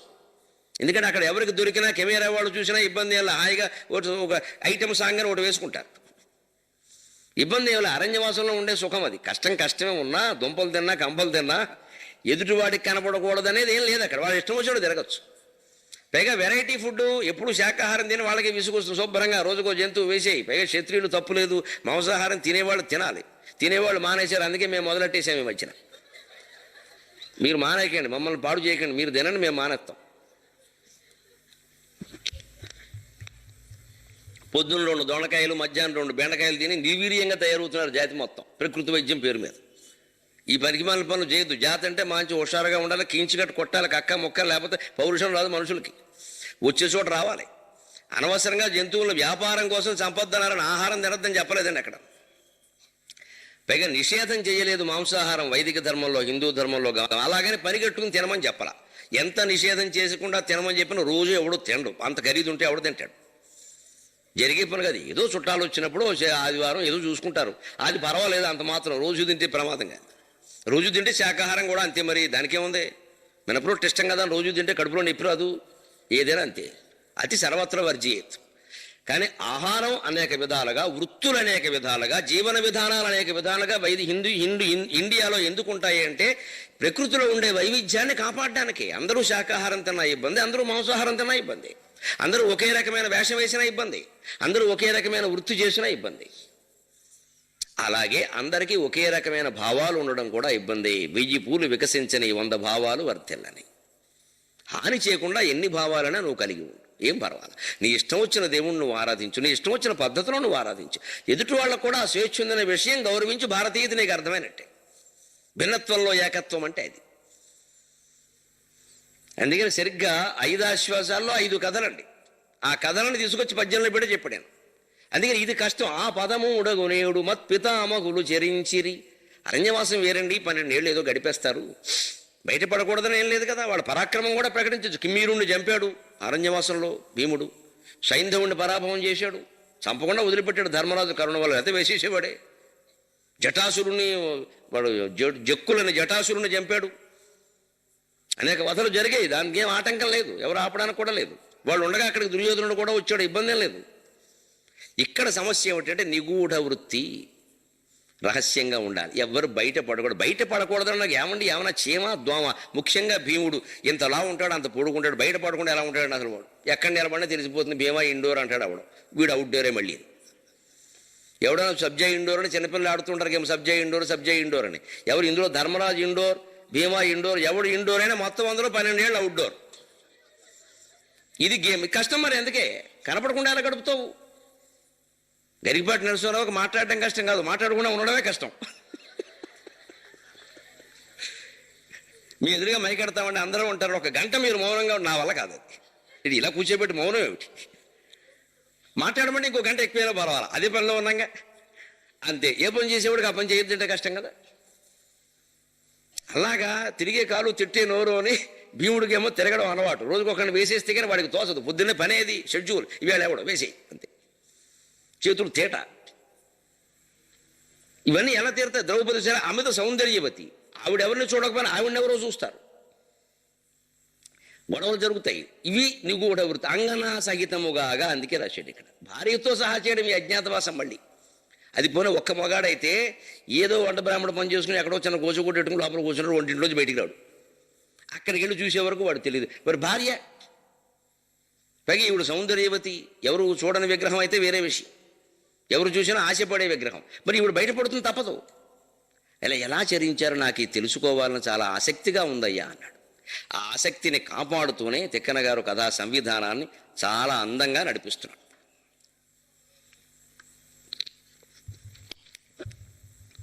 పర్వ కథా ప్రారంభంలో అరణ్యం నుంచి బయటకు వచ్చి మత్స్యనగరం పొలిమేరలకి వచ్చారు పాండవులు, పురోహితుడు ధౌమ్యుడితో సహా. అప్పుడు అరణ్యవాసంలో ఇంకో సౌఖ్యం ఉందండి వీళ్ళకి. వీళ్ళతో పాటు 1000 మంది జనం ఉండేవారమ్మ, కనీసం 1000 నుంచి 10,000 వరకు జనం. అందులో అన్ని కులాల వాళ్ళు ఉన్నారు. అందరినీ ధర్మరాజు పోషించేవాడు. వాళ్ళు నేను పోషించలేనని కూడా అన్నాడు ఆయన. మీరు వెళ్ళిపోండి, మీరు ఇబ్బంది పడతారు, నేను వాళ్ళు ఎంతో గొప్ప భక్తులంటే, మా పోషణ నీకు సంబంధం లేదు, మా తిండి మేము తింటాం, మేము చూసుకుంటాం, నీ ఎదురుగా మాకుండా అంత గొప్ప ప్రజలండి వాళ్ళు. 10,000 మంది సుమారుగా ధర్మరాజును ఆశ్రయించుకున్నారు 12 ఏళ్ళు. కాబట్టి కాలక్షేపం హాయిగా. పైగా ఆయన కథలకు లోట్లే శుభ్రంగా మర్రి చెట్టు చూసుకుని కూర్చునేవాడు దక్షిణామూర్తిలాగా మౌనంగా. అంతే. బృహదశ్వోవాచ మార్కండయోవాచ, వాళ్ళు వాచ, ఈయన శుభ్రంగా కాళ్ళు దాచేయి. ఆయన నలదమయంతుల కథ చెప్పాడు, మీకు ఇవన్నీ అరణ్యపర్వంలో వచ్చి ఉంటాయి. ఇంకో కథ చెప్పేవాడు, ఇంకో కథ చెప్పేవాడు. శకుంతలోపాక్షి మన అరణ్యపర్వంలో నలదమయంతుల కథ వస్తుంది, అనేక రకాల కథలు, సావిత్రి కథ వస్తుంది, ధర్మవ్యాధుల కథ వస్తుంది. ఇవన్నీ అరణ్యపర్వంలోనే వస్తాయి. ఈ కథ పొద్దున్న లేవడం, శుభ్రంగా వండే ద్రౌపది, ఈయన ఏమైనా వండుతాడు, ఏమన్నా లోపల కుకింగ్ ఆవిడ, బుకింగ్ భీముడు, జంతువులు బుకింగ్ అయినా కుకింగ్ అయ్యి నొట్టి లుకింగే. కూర్చోవడం శుభ్రం, ధర్మరాజుకు సుఖం అండి హాయిగా. పైగా చేసేందుకు నలుగురు తమ్ముళ్ళు ఉన్నారు, డూ చేయించుకోవడమే. నేను ఎక్కడో అవధానం చేస్తుంటే అడిగారు, భీముడు అంటారండి, అర్జునుడు, నకులుడు, సహదేవుడు, అందరికీ చివరిలో డూ ఉంది, ధర్మరాజు డూ అని లేదేమిటండి? ఆయన మాత్రం ధర్మరాజు అంటారు. నేను సరదాకి చమత్కారం చెప్పా, ఆ డూ తెలుగు డూ కాదయా, ఇంగ్లీష్లో డూ, అది డిఓ డూ. అసలు వాళ్ళ పేర్లు డూ లేదు, భీము అర్జును అనే ఉండేవి. ఈయన ప్రతిదీ పని చెప్పడం ఎదుటి వాళ్ళకి అలవాటు కదా, చేసే అలవాటు లేదు Dharmaraju. Bhimu do, Arjunu do, Nakulu do this thing, Sahadevu you do this thing అని డూ అనేవాడు. అది విన్నవాళ్ళు ఎవరో డూ కూడా పేరులో కలిపి డూ అనడం మొదలెట్టారు. ధర్మరాజుకు డూ ఎందుకు లేదంటే వీడిని డూ అనగానే ఎవరు లేడు అక్కడ. చమత్కారం ఇలా ఆలోచించాలమ్మా, ఎంత రసమయమైన పరిస్థితి. ఇలా ఆలోచిస్తే చలోక్తులనే వస్తాయి. వివేకానందుడు విదేశాల్లో మాట్లాడి ఇక్కడికి వచ్చిన తర్వాత విదేశీ వస్తువులు వాడద్దు, అందుకే మనం బానిసలు అయ్యామని చెప్పాడు. ఓ సభలో ఇలాగే చెప్తున్నాడు. ఆయన చెప్పులు వేసుకున్నాడు, అది అమెరికా చెప్పులు. అమెరికా ఆవిడ ఉంది, ఆవిడ శిష్యుల్లో అమెరికా వాళ్ళు ఉన్నారు, ఆవిడకి అనిపెట్టింది. స్వామి ఏం చెబుతాడో, ఆవిడకి కోపం కాదు ప్రేమే, కానీ ఏం చెబుతాడో చూడాలి, చమత్కారంగా మాట్లాడుతున్నాయి. అందుకని వేదిక దగ్గరనే మీరేమో విదేశీ వస్తువులు వాడద్దని చెప్తున్నారు, అమెరికా చెప్పులు వేసుకున్నారే అందుట. విదేశీ వస్తువులు ఎక్కడ పెట్టాలో చూపించడానికి నేను అక్కడ వేసుకున్నాను చెప్పులని చెప్పి. తప్పు జరిగినా ఇలా సమర్థించుకోవాలి, ఇంకా మళ్ళీ మాట్లాడడానికి ఇంత గొడవ పెట్టుకోద్దురా. విదేశీ వస్తువులు కొనకూడదు, ఒకవేళ కర్మకాయలు కొంటే, ఎందుకు ఇవి ఈయన కొనవుగా, ఎవడో ఇచ్చాడు. ఆయనేం కొండగా సన్యాసి, ఏదో వాళ్ళ మీద ప్రేమతో వేసుకున్నా. అవి ఎక్కడ పెట్టాలో చెప్పడానికి నేను చెప్పులు తీసుకున్నా పో అని చెప్పాడు. అంతే, నీకు నమస్కారం నాయన, నీతో పెట్టుకోవాలని వెళ్ళిపోయింది ఆవిడ. అలా ఉండాలి, దేశాన్ని కాపాడుకుందుకు, ధర్మాన్ని కాపాడుకుందుకు నువ్వు గట్టిగా చమక్కలేగానే పేజు లేదా చమత్కారంగానే చెప్పు, అంతేగాని తల వంచే పరిస్థితి రాకూడదు. భాషాజ్ఞానం ఉండాలి పూర్తిగా. అందుకని భీముడు అర్జునుడు డూ వల్ల, ఇంగ్లీష్ డూ వల్ల వచ్చిందయ్యా, ధర్మరాజుకి పని చెప్పేవాడు వాళ్ళు, అందుకే ధర్మరాజు డూ లేదన్నాను. ఈయన కూర్చోవడమే కదా, అందుకనే అడుగుతున్నాడు. ఇక్కడ అంత బాగా నడిచిపోయింది అక్కడ, మరి ఇక్కడ కష్టమది. ఇప్పుడు ధర్మరాజు ఉద్యోగంలో చేరాలి. ఇప్పుడు డూడు అంటే డూడు బసవని ఇప్పుడు ఆ రాజుగారు చెప్పినట్టు చేయాలి. ఈ ఉద్యోగమైనా తప్పదు కదా. ఇంతవరకు మహారాజుగా ఉన్నవాడు ఒక్కసారి చేతులు కట్టుకోవడం కష్టం కదా. ఒక అలవాటు ఉన్నవాడిని మనం మార్చిన, ఒకడు హోటల్లో సప్లయర్గా పనిచేసేవాడు. వాడిని తర్వాత ఏదో నాటకంలో ఒక శ్రీకృష్ణుడు పాత్ర ఇచ్చారు, నరకాసురుడు ఎదురయ్యాడు. ఒరి క్రూరా అనాలి. వీడు ఎంతసేపు ఒరి క్రూరా ఒరి కూరా, మరి ఓరి క్రూరా నిజం చెప్పారు, ఒరి కూరా ఒరి కూర. ఎందుకంటే మన అలవాటు 10 ఏళ్ళ పాటు ఎక్కడ పోతుంది. అంతే, మరి హోటల్ సప్లయర్ని శ్రీకృష్ణుడి వేషం వేయడం తప్పు. అసలు అక్కడ తేడా అక్కడ ఉంది. నువ్వు గోవులు కాచుకునేవాడు శ్రీకృష్ణుడు వేషం వేసినా తప్పులు, ఆయన వృత్తి ఈయన వృత్తి ఒకటే, కొన్ని కలుస్తాయి. హోటల్లో సప్లై చేసేవాడిని పట్టుకొచ్చి ఓరి క్రూరా అనమంటే వాడు పూరి కూర అన్నాడు. అదే ఇక్కడ పట్టుకున్నది.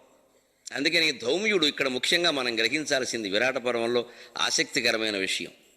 ధర్మోపదేశం చేస్తాడు పాండవులను అందరినీ కూర్చోబెట్టి.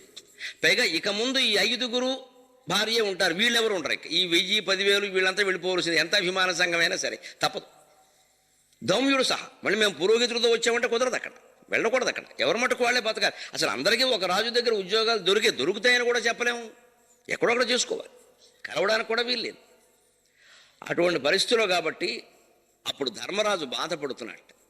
ఏమిటండి మా ఆపదలు, ఎంతటి వాడికైనా కష్టాలు వస్తాయి, కన్నీళ్ళు వస్తాయమ్మా. రామాయణ భారతాలు మనకు చెబుతున్నది అది. ఏదో మనకే దుఃఖం వచ్చింది మనమే ఏడుస్తున్నాం అనుకోకూడదు. రాముడి కన్నీళ్ళు అంతా మన కన్నీళ్ళు ఉన్నాయా? ధర్మరాజు బాధ చూడండి. అరణ్యవాసం ఏదో రకంగా గడిపాం మహర్షి, ఇది ఎలాగిది అజ్ఞాతవాసం, వీళ్ళ తమ్ముళ్ళు ఎక్కడుంటారు, వీళ్ళు ఎక్కడుంటారు, నేను ఎక్కడుండాలి, ఆవిడ సుకుమారి కోమలి ఆవిడ ఎక్కడుంటుంది, ఆవిడ క్షేమం చూసుకోవాలి కదా, మాకు అందరికీ ఒక చోట ఉద్యోగాలు దొరకాలి కదా. ఏదో భార్యాభర్తకి ఓ చోట, ఓ టీచర్గా ఓ చోట ఇవ్వాలని ఏమైనా ఎడ్యుకేషన్ డిపార్ట్మెంట్ అయ్యింది, ఇద్దరిని ఓ చోట వేయండి, భార్యాభర్త కదా అనడానికి. భార్యాభర్త వేస్తారు, తమ్ముళ్ళని ఎందుకు వేస్తారండి? ఎంత నిబంధనలు మారిస్తే మాత్రం వేయరు కదా, ఎలా దొరుకుతుంది అని పాపం బాధపడ్డాడు. నిజంగా కళ్ళ నీళ్లు నిండితే అప్పుడు చూడండి, సరిగ్గా బాధపడుతున్న వాళ్ళని మనం ఎలా ఓదార్చాలో చెబుతున్నాడు తిక్కన గారు. ధర్మరాజా, నువ్వు కన్నీళ్లు పెట్టడం ఏమిటయా?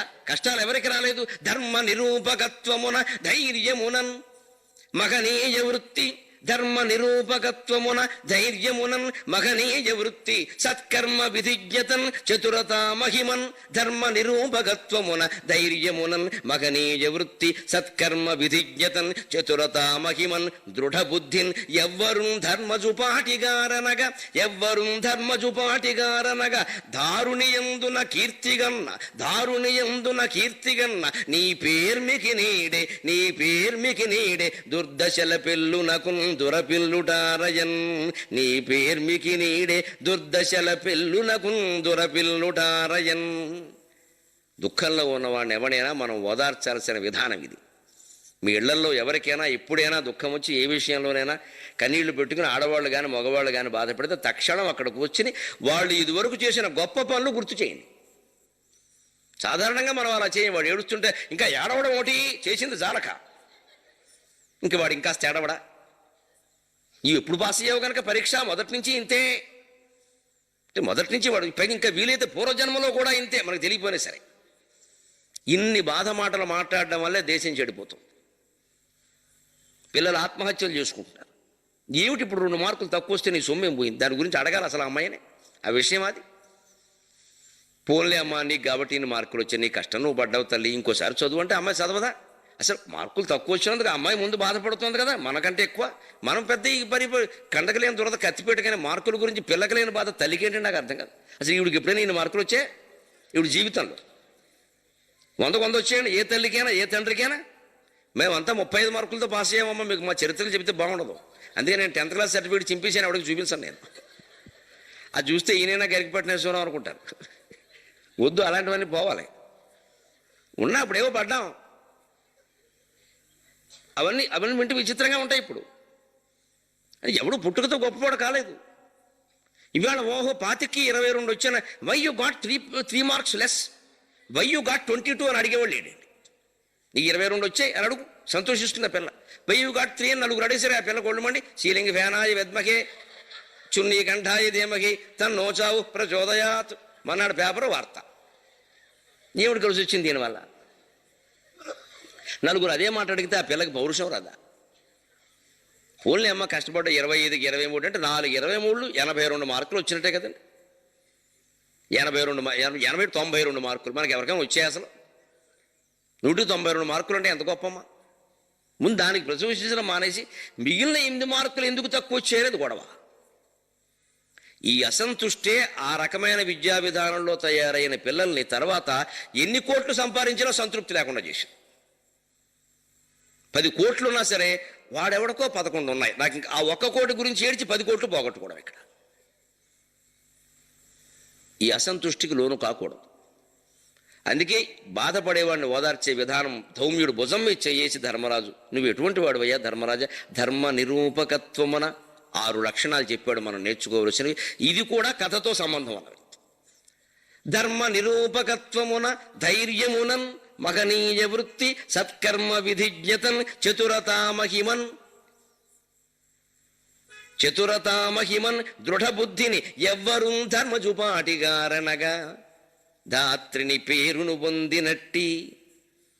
ఈ దారుని మీద నీ గురించి అందరూ చెప్పుకుంటుంటే నువ్వు ఏడుస్తావేంటే? ఎందులో ఆయన గొప్పవాట? ధర్మ నిరూపకత్వమున. ఏది ధర్మమో నిరూపణ చేయాలంటే ఇప్పటికీ ధర్మరాజు ఏం చెప్పాడని అడుగుతున్నారు. అప్పటికి ధర్మరాజుకి అంత పేరు వచ్చింది. రఘువంశంలో దిలీప మహారాజు గురించి అంటారన్నమాట, వృద్ధత్వం జరసావిన. 20 ఏళ్ల వయస్సులోనే ఆయన్ని 60 ఏళ్ల వాళ్ళ సభలోకి పిలిచి తీర్పు చెప్పమనేవారట దిలీపుణ్ణి.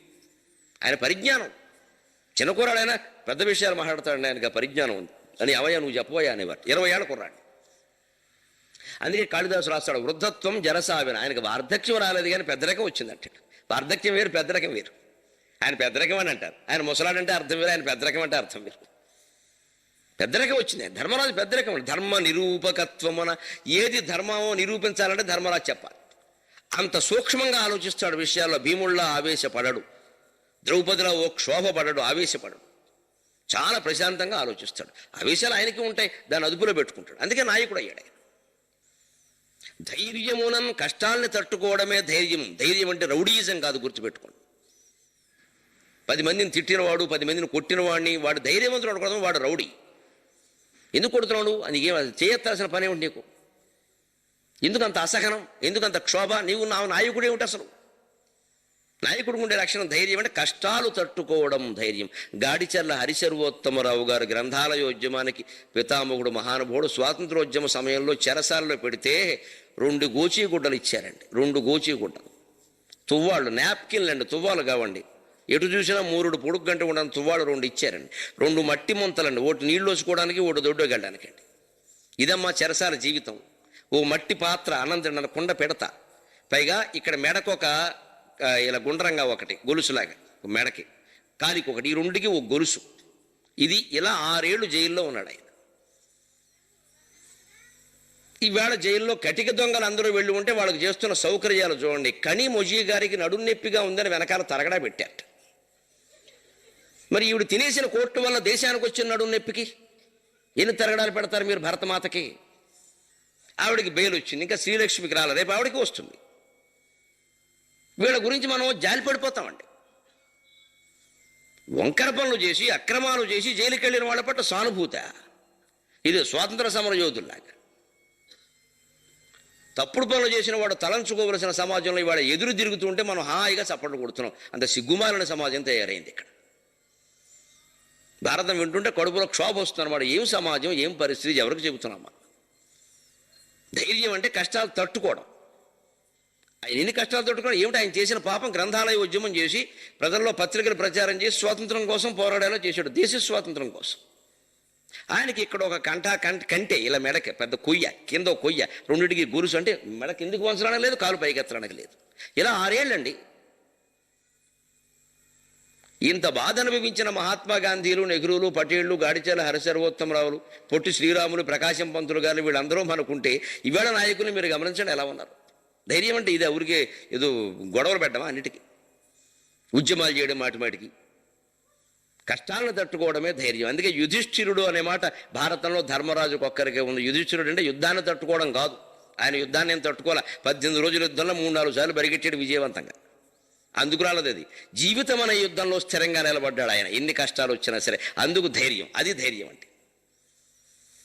ధర్మ నిరూపకత్వమున ధైర్యమునన్ మహనీయ వృత్తి. ఏ వృత్తి చేపట్టినా అది గొప్ప వృత్తిని చేపట్టేవాడు లోకంలో తన గౌరవానికి తగినట్టుగా. ఇప్పుడు చేపట్టబోయే వృత్తి కూడా అది. సత్కర్మ విధిజ్ఞతన్. ఏది మంచి పనో ఏది చెడ్డ పనో ఆయనకు బాగా తెలుసు. మంచి పనులు మాత్రమే చేసేవాడు విచక్షణ జ్ఞానంతో. చెడ్డ పని చెయ్యాలని మనస్సుకు అనిపించినా చేసేవాడు కాదు. దుర్యోధనుడికి సరిగ్గా వ్యతిరేకం. దుర్యోధనుడు శ్రీకృష్ణుడు రాయబారం తర్వాత పిలిచి, ఉద్యోగ పర్వంలో రేపు చెబుతారు ఆయన, రాయబారం తర్వాత పిలిచి, ఏమయ్యా నీకేం బుద్ధి లేదా? పాండవుల బాలమేడు నీ బాలమేడు, ఎందుకు వాళ్ళ మీద నెగ్గుతావా ఏమన్నా? ఇవ్వనంటావేడు. శ్రీకృష్ణుడు పక్కకి పిలిచి, సభ కాదు కదా, ఆఫ్ ది రికార్డ్ అని వస్తూ ఉంటుంది టీవీలో, అలాగనమాట. పక్కకి పిలిచి ఆఫ్ ది రికార్డు, అసలు ఏమన్నా నీకు పిచ్చా ఏమిటి? ఈ పనులన్నీ ఎందుకు చేసావు? ఇప్పుడు కూడా యుద్ధం ఎందుకు తెచ్చిపెట్టుకుంటున్నావు అంటే దుర్యోధనుడు ఏమన్నాడో తెలుసా?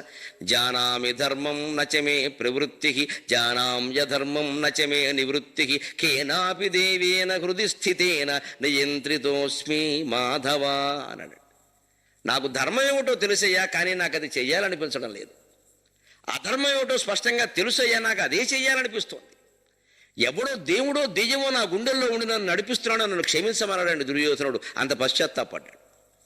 చివరికి వెళ్ళిపోయాడు కృష్ణుడు. ఇంతేరా అబ్బాయికి వీడు మారడాడు. ఏదో ఉంది జన్మాంతర కర్మ, నాకు తెలియదు. నాకు హృదయంలో తిష్ట వేసింది దేవుడో దెయ్యమో, కేనాపి దేవేన హృదయ స్థితి అని. ఎవడో ఉండి అనిపిస్తున్నాడు నా చేత. నేను అంటున్నావు కావు ఇవి, నాకు తెలుస్తోంది స్పష్టంగా. నా తప్పు నాకు తెలుస్తూనే ఎందుకు వాళ్ళని బాధలు పెట్టాలి? వాళ్ళది రాజ్యం ఇది అని అన్నాడు. నాకు ఇవ్వాలని అనిపించలేదు. ఏదో కానీ అంటే అది అవ్వాలని ఉందన్నమాట. యుద్ధం రాసిపెట్టుంది. ఇన్ని లక్షల మంది కర్మఫలాలు అలా ఉన్నాయి, వాడు పోవాలి. వాళ్ళ కోసం ఏడిచేవాడే వారు. ఇంక వాడి బుద్ధి అలాగే ఉంటుంది, మరి ఇంకోలా ఎందుకు ఉంటుంది? ఇవాళ కూడా మనం దుర్యోధనుడు లాంటి నాయకుల వెనకాల పెడితే వెనకాల వెళ్ళే వాళ్ళ బుద్ధి అంతే, వాళ్ళ కర్మ అంతే అయిపోవలసింది. ఎందుకంటే వాళ్ళ బుద్ధిని బట్టి వీళ్ళ బుద్ధి ఉంటుంది. మనం జాగ్రత్తగా ఎంచుకోవాలి నాయకుడిని కూడా. ఎక్స్ కాకపోతే వై, వై కాకపోతే ఎక్స్ అని ఎంచుకోవడం కాదండి. మంచితనం ఉందా లేదా, ధైర్యం ఉందా లేదా, ధర్మం ఉందా లేదా, నీతి ఉందా లేదా, ఈ ఆలోచన చేయాలి. అందుకనే దుర్యోధనుడు చెప్పాడు. అదే ధర్మరాజు గమనించండి, సత్కర్మ విధిజ్ఞతన్. మంచి పనే చేసేవాడు, చెడ్డ పని చేసేవాడు. విచక్షణ ఉంది కదా, ఇది మంచి కాదు కాబట్టి మంచి చేసేవాడు, చెడ్డ కాబట్టి వదిలేసేవాడు. చతురతా మహిమన్. చాతుర్యంతో ప్రవర్తించేవాడు, నేర్పుగా. జీవితంలో నెగ్గాలంటే మనం చాతుర్యం ఉండాలి, నేర్పు ఉండాలి. కొన్ని చోట్ల మనకు కాని విషయాల్లో నేర్పుగా తప్పుకోవాలి. మనకి ఇష్టం లేని పని ఉంటుందండి, ఎవరో ఒత్తిడి చేస్తారు చేయమని, నేర్పుగా తప్పుకోవాలి. ఆ నేర్పు ఉంటే జీవితంలో నిలబడగలుగుతాం. చతురతా మహిమన్. ఆ చాతుర్యం ఉండాలి. మనకి ఇష్టం లేని పని యజమాని చెప్పారు, అందుకని ఏమండి మీరేమనుకోద్దు, ఈ పని ఫలానా ఆయన చాలా బాగా చేస్తారని నాకు అంత అనుభవం లేదండి, ఈ విషయం ఏం లేదు, అదేదో అవినీతి పని, అంతకంటే ఏముంది, నీకు ఇష్టం లేదు తప్పుకో. అంతేగాని ఇటువంటి అవినీతి పనులు నాకు చెబుతారా, ఉద్యోగం మానేస్తా అని మానేసేవనుకో, ఇంకో చోట ఇంతకంటే గొప్ప అని చెబుతాడు. సాధ్యమైనంత వరకు చేసే ఉద్యోగం మానకూడదు, తప్పదు. ఇంకో చోటుకెళ్ళినా ఇంతకంటే గొప్ప మొగుడు వస్తాడు అక్కడ, ఇంకోడు ఇంకా పెద్దవాడు, ఏం చేస్తావు? ఏదో చెప్పి తప్పించుకో. చతురతా మహిమన్.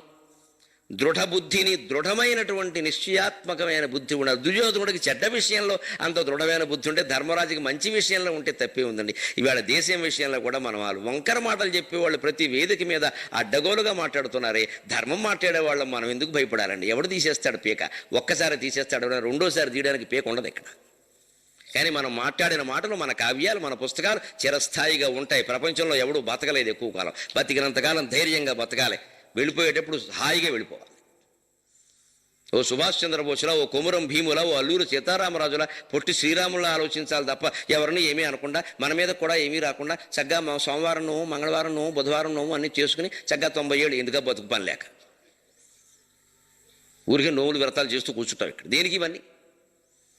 ఈ నోములు సారాంశం ఏమిటి? దేశానికి కాపాడినప్పుడు, దైవాన్ని కాపాడినప్పుడు, నీ ఇంటిని నువ్వు కాపాడుకోలేనప్పుడు దేనికి ఇదంతా? ధైర్యం లేని బ్రతుకు వృధా.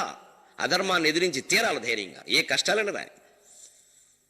ఇది దృఢబుద్ధి. ఎవ్వరు ధర్మజుపాటిగారనగా సరిగ్గా విరాట పర్వంలో ఈ 6 లక్షణాలు ఆయన ప్రదర్శించాడు. ధర్మ నిరూపకత్వమున ఇక్కడ మనం ప్రవేశించేటప్పుడు చెబుతాడు ఎవరు ధర్మాలు ఏం చేయాలో స్పష్టంగా నిరూపించి చెప్పాడు. అంతే, ఆయన ధర్మాన్ని ఆయన చేశాడు. ధైర్యమునన్ ఎన్నో కష్టాలను అజ్ఞాతవాసంలో ఆయన ధైర్యంగా తట్టుకున్నాడు. విరాట్ రాజు వల్ల వచ్చిన అవమానాలను కూడా, ఎందుకంటే ఉద్యోగంగా ఉన్నప్పుడు కొన్ని తప్పు. మహనీయ వృత్తి చేపట్టిన వృత్తి పౌరోహిత్యం వృత్తి. పురోహితుడు పంచాంగం చెప్పేటువంటి శాస్త్రవేత్త, అది మహనీయమైన వృత్తి, గౌరవించాల్సిన విషయం. ఉగాది నాడు వారిని కూర్చోబెట్టి కాళ్ళకి దండం పెట్టి మనం చెప్పించుకుంటాం. మరి ఆయన ఏమో చెబుతూ ఉంటారు, ఈ ఏడాది పలానా రాశి వాళ్ళకి ఈ గౌరవం ఎంత, రాజపూజ్యం 12, అవమానం 24. ఇక ముందు ముందు జాతకాలు ఇంకా వేరుగా ఉంటాయి. ఇప్పుడు రాజపూజ్యం అవమానంతో వదిలేశారు. ఇక ముందు ముందు ఎలా ఉంటాయంటే వీరికి రోజుకు ఒక్కంటికి మిస్డ్ కాల్స్ 24, మెసేజెస్ 48 అని కూడా ఉంటాయి. ఇంక జాతకాల్లో అవి కూడా ఉంటే మనం నమ్ముతూ ఉంటాం. అలా ఉందిరా మనకు మిస్డ్ కాల్స్ అలా ఉంటాయి చెప్తాడు. చెప్పేవాడు మనం నమ్ముతుడు. దానికి ప్రతిదీ జాతకాలకు ముడిపెట్టి మాట్లాడటం అని ఇంక మొత్తం బ్రతుకు దుర్భరం అయిపోయింది. టీవీలో చెబుతుంటారు పొద్దున్నే, ఈరోజు ఆశ్లేష నక్షత్రం వాళ్ళు ఎర్రచీర కట్టుకోవాలి. అంతవరకు మానేస్తారా? ఎదురు కట్టుకుంటారా వద్దా? వాడు చెప్తాడండి మనకి ఏ చీర కట్టుకోవాలో. అంత అజ్ఞానం ప్రచారం చేస్తున్నాడు. ఎండుమిరపకాయలతో హోమం చేస్తానంటాడు ఒకడు. ఈ మంత్రాలన్నీ భూమ్ హాం శ్రీం, 2వ పెళ్ళ నమః, పెళ్లి కావాలంటే 2వ పెళ్ళి అయిన నమః, 2వ పెళ్లి చేసేస్తాడు టీనే అని భూమ్ హాం అని చదివేసి నువ్వు నమః అంటే నువ్వు అయిపోతుందా? పైగా 1,00,000 జపం నీ వల్ల అయ్యేపైనా చేసి చూడు. రోజంతా నమశివాయ అంటే 10,000 తేడా అనలేకపోయింది. నువ్వు 1,00,000 అంటావు. కానీ బోగస్ మాటలు, తెలియక మాట్లాడే మాట. డబ్బు క్యాష్ చేసుకుంటున్నారు మొత్తం అంతా. ఇది కాదు కదా పౌరోహిత్యము, జ్యోతిష్ శాస్త్రం అంటే. జ్యోతిష్ శాస్త్రం మనిషికి ధైర్యాన్ని ఇస్తుంది. నీ నక్షత్రం, నీ రాశిని బట్టి సంవత్సర ఫలం సాధారణంగా ఉండి ఖచ్చితంగా జరుగుతుందని కాదు. అది సాధారణంగా అలా ఉంది. ఈ సంవత్సరంలో కాస్త మాట అదుపులో పెట్టుకో, డబ్బు తక్కువ ఖర్చు పెట్టి, ఎందుకంటే ఖర్చు అయ్యే యోగం బాగా కనపడుతుంది. అందుకని ఖర్చు జాగ్రత్త చూసుకుంటే కాస్త ఏసీలో వెళ్ళేవాడు స్లీపర్లో వెళ్ళు, లేకపోతే వీలైతే ప్రయాణమే మానాయి. అంతే. అందుకోసం నీకు ఉపయోగించేదే అపయోగం ఉపయోగిస్తుంది ఖచ్చితంగా. ఆ జాగ్రత్తలో ఉండు. అప్పుడు జరిగేది ఏదో జరుగుతుంది, తగ్గుతుంది, నష్టం తగ్గుతుంది. కాలు పోయే వేళ చోట వేలు పోతే నష్టం తగ్గినట్టే కదా. ప్రమాదంలో కాలు పోతున్నారు, వేలు పోయింది, ఏదో ఒకటి పోతుందని చెప్తారు. కాలో వేలో ఏ వేలో జ్యోతిష్ శాస్త్రంలో చెప్పరండి. చెబుతారు అనుకోబట్టి అజ్ఞానం. ఈవేళ పత్రిక చూశారా మీరు? 7వ కానుపులో మగపిల్లాడు పుడతారని చెప్పారట. ఆ ఇల్లాలకు 6 కానుపులు వచ్చే వరకు బకెట్తో కొట్టి చంపేశారండి ఆ ఇల్లాలని. తణుకు ఇరగవరం మండలం కంతేరులో జరిగిందమ్మా, మన పక్కన గ్రామం.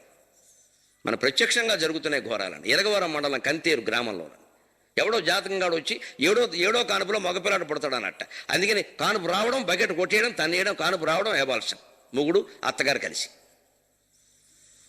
ఆ ఇల్లాలు ఇప్పుడు ఆసుపత్రిలో ఉంది, మీరు చూసుకో. ఇవాళ పొద్దున్న వార్త ఆంధ్రజ్యోతిలో. ఎంత దారుణమైన విషయాలు జరుగుతున్నాయి జ్యోతిష్ శాస్త్రం పేరు మీద. ఇదా జ్యోతిష్ శాస్త్రం? ఇంకా నయం, వీడు ఇంకా కౌన్సుల్ లాంటి ఆలోచనలు అంతా పొట్టనిచ్చి 7గురిని కత్తెడు చంపేసి, ఆ 7వ వాడే నాకు కావాలి. వాడు 7వ వాడు చంపుతారంటే చేసాడు అప్పుడు. వీడు 7వ వాడు కోసం మిగిలిన వాడిని చంపిస్తున్నాడు. అసలు అంతవరకు చూడడం దీనికి. ఇప్పుడు ఆ పుత్రుడు ఎవడో పుట్టి వాడు కొరువు వాడు పెట్టకపోతే ఏమిటి నష్టం ఇప్పుడు మనకి? ఇప్పుడు పుత్రుడు అంతా బతుకుండగానే కొరువు పెట్టి వాళ్ళు తయారయ్యారు. వాళ్ళ కోసం మనం చూడక్కల, అంతకంటే అమ్మాయిలే నయం. కనీసం మమకారమైనా ఉంటుంది. దుహిత అంటారు అమ్మాయిలు. దుహిత దూరే హిత భవతీతి దుహిత. దూరం వెళ్ళిపోయినా కూడా తల్లిదండ్రులు మేలు కోరేది అమ్మాయి మాత్రమే. అందుకని సంప్రదాయంలో దుహిత అన్నారు. మా నాన్న ఎలా ఉన్నారు, గట్టిగా వాన వస్తే మా అమ్మ పాపం వానకి తట్టుకోలేదు, ఏం చేస్తుంది, బట్టలన్నీ తీసుకుంటుంది, నేను ఉంటే ఆరేసేదాన్ని ఇది చెప్తుంది. మగాడు నాన్నకు అసలు అమ్మా నాన్న తలుచుకోడు. వీడు ముందు వాన అయిపోయిన సీనేసి టీ పెట్టి అంటాడు.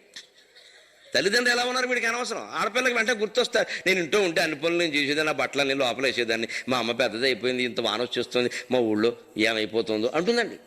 ఆ మమకారం అమ్మాయికి ఉంటుందమ్మా, అబ్బాయికి ఉండదు. ఎందుకు ఎడుస్తారు అబ్బాయిల గురించి ఊరికే? ఇవి జరుగుతున్న ఇటువంటి వృత్తి కాదు జ్యోతిష్యం అంటే. మనిషికి ధైర్యాన్ని ఇచ్చే వృత్తి. అందుకని ధర్మరాజు ఇది మహనీయ వృత్తి. సత్కర్మ విధిజ్ఞత. పురోహితులు చేసే పని సత్కర్మలు అంటే యజ్ఞయాగాదులు. ఎప్పుడు ఏ యజ్ఞం చేయాలో విరాట్ రాజుకు చెప్పాడు. కథంతా పెట్టాడు తిక్కన గారు ఇందులో. చతురతా మహిమన్. కీచక వధ సందర్భం వచ్చినప్పుడు కీచకుడిని చంపడానికి భీముడు సిద్ధపడితే ఆ చెట్టు తీస్తున్నావు మెదరుందా లేదా అని చాలా చాతుర్యంగా మాట్లాడాడు. మనం రేపటి కథలో చూస్తాం. చాలా చాతుర్యంగా. అటు కీచకుడిని చంపకుండా, అజ్ఞాతవాసం బయటపడకుండా, మళ్ళీ ద్రౌపదికి ఒక అభయం కలిగేలాగా, భీముడికి సూచన చేసేలాగా ఇన్ని రకాలు ఆలోచించి మాట్లాడాడు. చతురత మహిమన్, తర్వాత దృఢబుద్ధిన్, ఎన్ని అవమానాలు బాధలు ఎదురైనా దృఢమైన నిశ్చయంతో అజ్ఞాతవాసం 12 నెలలు అధిక మాసాలు సహా ఖచ్చితంగా పూర్తి చేయాలి అనే దృఢమైన బుద్ధితో ఉన్నాడండి. అంటే ఈ 6 లక్షణాలు ధర్మరాజులో ఈ కథలోనే ఉన్నాయి. దాన్నే పద్యంలో పెట్టి జరగబోయేవన్నమాట. పెట్టి ఇంత గొప్పవాడివి నువ్వు ఎందుకు బాధపడుతున్నావయ్యా, వీటన్నిటికీ నువ్వు ప్రసిద్ధుడివి, ధర్మజూపాటిగారనగా ఎవ్వరూ ధర్మరాజుకు సాటిరారు అని దాత్రి ప్రసిద్ధి నిగన్నయట్టి. ఈ భూమి మీద నీకు ఆ పేరుందయ్యా, నీ పేర్మికి నీడే, నీ వంటి వాడు ఇంత ప్రసిద్ధి కలిగిన వాడు, ఇంత గొప్పవాడు ఇలా బాధపడచ్చా? పేర్మికి నీడే దుర్దశల పెళ్ళునకున్ దురపిల్లుడారయన్. ఎటువంటి దుర్దశలు కలిగినా ఈ పద్యం విన్న మనం ఇక దురపిల్లకూడదు. అప్పుడు ధర్మరాజు, స్వామి నా గురించి నేను ఆలోచించట్లేదండి, నేను ఎలాగో అలా బతుకుతాను. మా భీముడు ఒడ్డు పొడుగు కూడా బాగా ఎక్కువ మహానుభావుడికి, పైగా తిండి వీడు దుంపదెగ. ఎవడు వీడిని పోషిస్తాడో వాడు 6 ఎకరాలు రోజుకు అమ్మేయడం ఖాయం. ఇటువంటి వాడు ఎక్కడుంటాడు, ఏం చేస్తాడు? ఈయన దాసరం కష్టం కదా, ఏమైనా ఓ చీర కప్పుదామా, శాలువ కప్పుదాం, ఈయనకు 2 శాలువాలు కావాలి, ఎలా ఉంటాడు అని అంటే భీముడు వెంటనే వచ్చి, నేను వంట పనులు చేసుకుని బతుకుతాను అన్నగారు, మీరు వదిలేయండి, మనం గద బదులుగా తెట్టు పట్టుకుంటాం, అవసరమైతే తెడ్డే ఉపయోగిస్తాం అన్నాడు. తెడ్డు చాలు మనిషిని లేపేయడానికి, అది ఇంచుమించు గదలాగే ఉంటుంది. అర్జునుడు అకుంఠితమైన పరాక్రమం కలిగిన వాడు, దేవతలను ఎదిరించి జయించిన వాడు అరణ్య పర్వంలో. అటువంటి మహావీరుడు గాంధీవాన్ని అస్త్రాలని దాచుకోవడం తెలియని వాడు, ఎక్కడ దాచుకుంటాడు, ఎలా బతుకుతాడు? వెంటనే ఆయన వచ్చాడు, మీకు తెలియదు మహారాజా, దేవేంద్ర లోకానికి వెళ్ళినప్పుడు నాకు ఉపకారాలతో పాటు అపకారాలు కూడా కొన్ని జరిగాయి. ఊర్వశి నాకు శాపం ఇచ్చింది, నువ్వు పేడివాడు అవుతావు, నేను శాపాన్ని వరంగా మలుచుకుంటాను. నేను ఈ సంవత్సర కాలం నేను పేడివాడిని నపుంసకుడి రూపంలో ఆడపిల్లలకి నాట్యం నేర్పుతూ గడుపుతాను. అప్పటి వ్యవస్థని మీరు గమనించండి. నపుంసకుల్ని ఇవాళ మనం అవమానిస్తున్నాం. ఎవరైనా నాయకులు చేతకాన వాళ్ళని చెప్పడానికి వాళ్ళతో పోలుస్తారు హిజ్రాలతో. ఎంత తప్పండి! మన భారతం, మన తెలుగు సాహిత్యం నపుంసకులను సైతం గౌరవించింది. ఆనాటి ప్రాచీన వ్యవస్థ నపుంసకులకు ఉద్యోగాలు ఇచ్చింది. ఏం ఉద్యోగాలు చేస్తే నాట్యాచార్యుల కింద పెట్టేవారు. నాట్యాచార్యులు అందరూ నపుంసకులు కాదు, నపుంసకుడు నాట్యాచార్యుడు అయ్యేవాడు. అందరూ నపుంసకులు కాదు, నపుంసకుడు నాట్యాచార్యుడు అయ్యేవాడు. దానికి ఇబ్బంది లేదు కాబట్టి. అలాగే కంచుకి అనేవారు. కంచుకం అంటే రవిక తొడిగిన మగవాడిని కంచుకి అంటారు. ఆ రవిక తొడుక్కున్న మగవాళ్ళని అంతఃపురాల్లో కాపలాకి పెట్టేవారు. రాణివాసంలో కాపలా ఎవరూ రాకుండా. దానికి పెద్ద విషయం ఉంది. అంటే వాళ్ళకి ఉద్యోగాలు కల్పించిన వ్యవస్థ మనది. వాళ్ళని ఎవరిని అవమానించాల. ఎట్టి పరిస్థితుల్లో మీరు భారత రామాయణాలు ఎక్కడైనా చూడండి, చేతకాని పరిస్థితుల్లో ఉన్న వాళ్ళని తిట్టడానికి హిజ్రా, నపుంసకుడు అనే మాట వాడలేదండి అసలు. ఇవాళ మనం అదే ప్రధాన పదమైంది. దురదృష్టవశాత్తు వాళ్ళకి చేతకాంది ఏమిటమ్మా, పిల్లల్ని కనడం. మనకి చేతనైంది కూడా అదొక్కటే కదా, ఇంకేం రావుగా మనకి. అందుకేగా 121 కోట్ల మందిని కన్నాం. ఇంకెంతకంటే చేసిన దేశ సేవ ఏమిటట? అది చేయనందుకు నిజానికి వాళ్ళకి దండం పెడతాను నేనైతే. మీ వల్ల జనాభా పెరగలేదురా, మీరు మంచివాళ్ళే. మనం జనాభా పెంచేది తప్పితే ఇంకేం దేశ అభివృద్ధిని ఏం పెంచలేదు మనం. దీనికోసం ఎప్పుడూ నపుంసకుల్ని మనం నిందించకూడదు. చేతకానవాడు అనడానికి మాటలు చాలా ఉన్నాయి. గాజులు దొడుక్కున్నారు కానీ నపుంసకులు కానీ మాట్లాడకూడదు. గాజులు దొడుక్కోవడం సౌభాగ్య చిహ్నం తప్ప అవమానించాల్సిన విషయం కాదు. కానీ ఇప్పటికే నాయకులు వాడుతున్న భాష అది. ఆ నాయకులనే మనం గౌరవిస్తాం. ఆవిడ గౌరవం ఇచ్చారు, ఉద్యోగం ఇచ్చారు. పైగా అర్జునుడి విషయం నుంచి ఇంకోటి నేర్చుకోవాలి మీరు. ఊర్వశి ఇచ్చిన శాపాన్ని వరంగా మలుచుకున్నాడు. ఇక్కడ జీవితంలో మనకి క్లిష్ట పరిస్థితులు ఎదురైతే దాన్ని జాగ్రత్తగా మలుచుకునే పరిస్థితి చూసుకో. అందులో కూడా ఒక సౌకర్యం ఉంటుంది. ఆ సౌకర్యాన్ని మనం ఆస్వాదించాలి తప్ప అయ్యో కాలు విరిగింది అని ఏడవకూడదు. కాలు విరిగితే 3 నెలలు ఆసుపత్రిలో ఉండొచ్చు, సుఖంగా ఏ పని చేయక్కల్లా, ఉద్యోగం మానేయచ్చు. ఎవడైనా ఉద్యోగానికి వెళ్ళదు, విరిగింది ఏం వెళ్ళమంటావు అని కూర్చోవచ్చు. ఆయం ఉంటే గాయం అంత సుఖం లేదు. డబ్బులు శుభ్రంగా, పైగా కంపెనీయే భరించే విగితే కాలు ఏం విరిగినా పర్వాలేదు, వారు భరిస్తారు. బిల్లెట్ పంపితే అయిపోయి. పైగా ఎన్ని సౌఖ్యాలు ఉన్నాయి. ఉద్యోగానికి వెళ్ళక్కర్లేదు, ఏం చదవక్కర్లేదు, కాలేజీకి వెళ్ళక్కర్లేదు, సుఖంగా పడుకోవచ్చు. భార్య కాళ్ళ దగ్గర ఉండి సేవ చేస్తుంది. అన్ని అవయవాలు ఉంటే ఆవిడ ఎందుకు ఉంటుంది అక్కడ? అయ్యో నా మొగుడు కాళ్ళు లేకుండా ఉన్నాడు పాపం, కూర్చుని చేస్తుంది. మనం తినగా ఉంటే ఆవిడ ఉండదుగా. ఆవిడ పని ఆవిడ గుళ్ళోకో పేరంటానికో మహిళా సంఘానికో ఆవిడ పోతుంది. ఇంకా ముఖ్యమైన విషయం, గంటకు ఒకడు వస్తాడు, 2 యాభై రూపాయలు ఇస్తాడు. నీకు అన్నీ బాగుంటే నీ ఇంటికి ఆవిడ వస్తాడు. అందరూ చూడడానికి వస్తారు పలకరించడానికి. కలెక్టర్ గారు కుక్క పోతే 1000 మంది వెళ్ళేట్టు పలకరించడానికి, కలెక్టర్ గారు పోతే ఒకడేళ్ళు అదిట.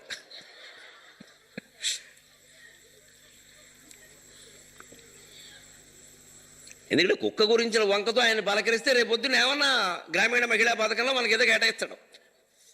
ఆయన పోయిన తర్వాత ఇంకేమిటి పలకరించేది? ఆవిడ వల్ల మనకు ఒరిగేది ఏం లేదు.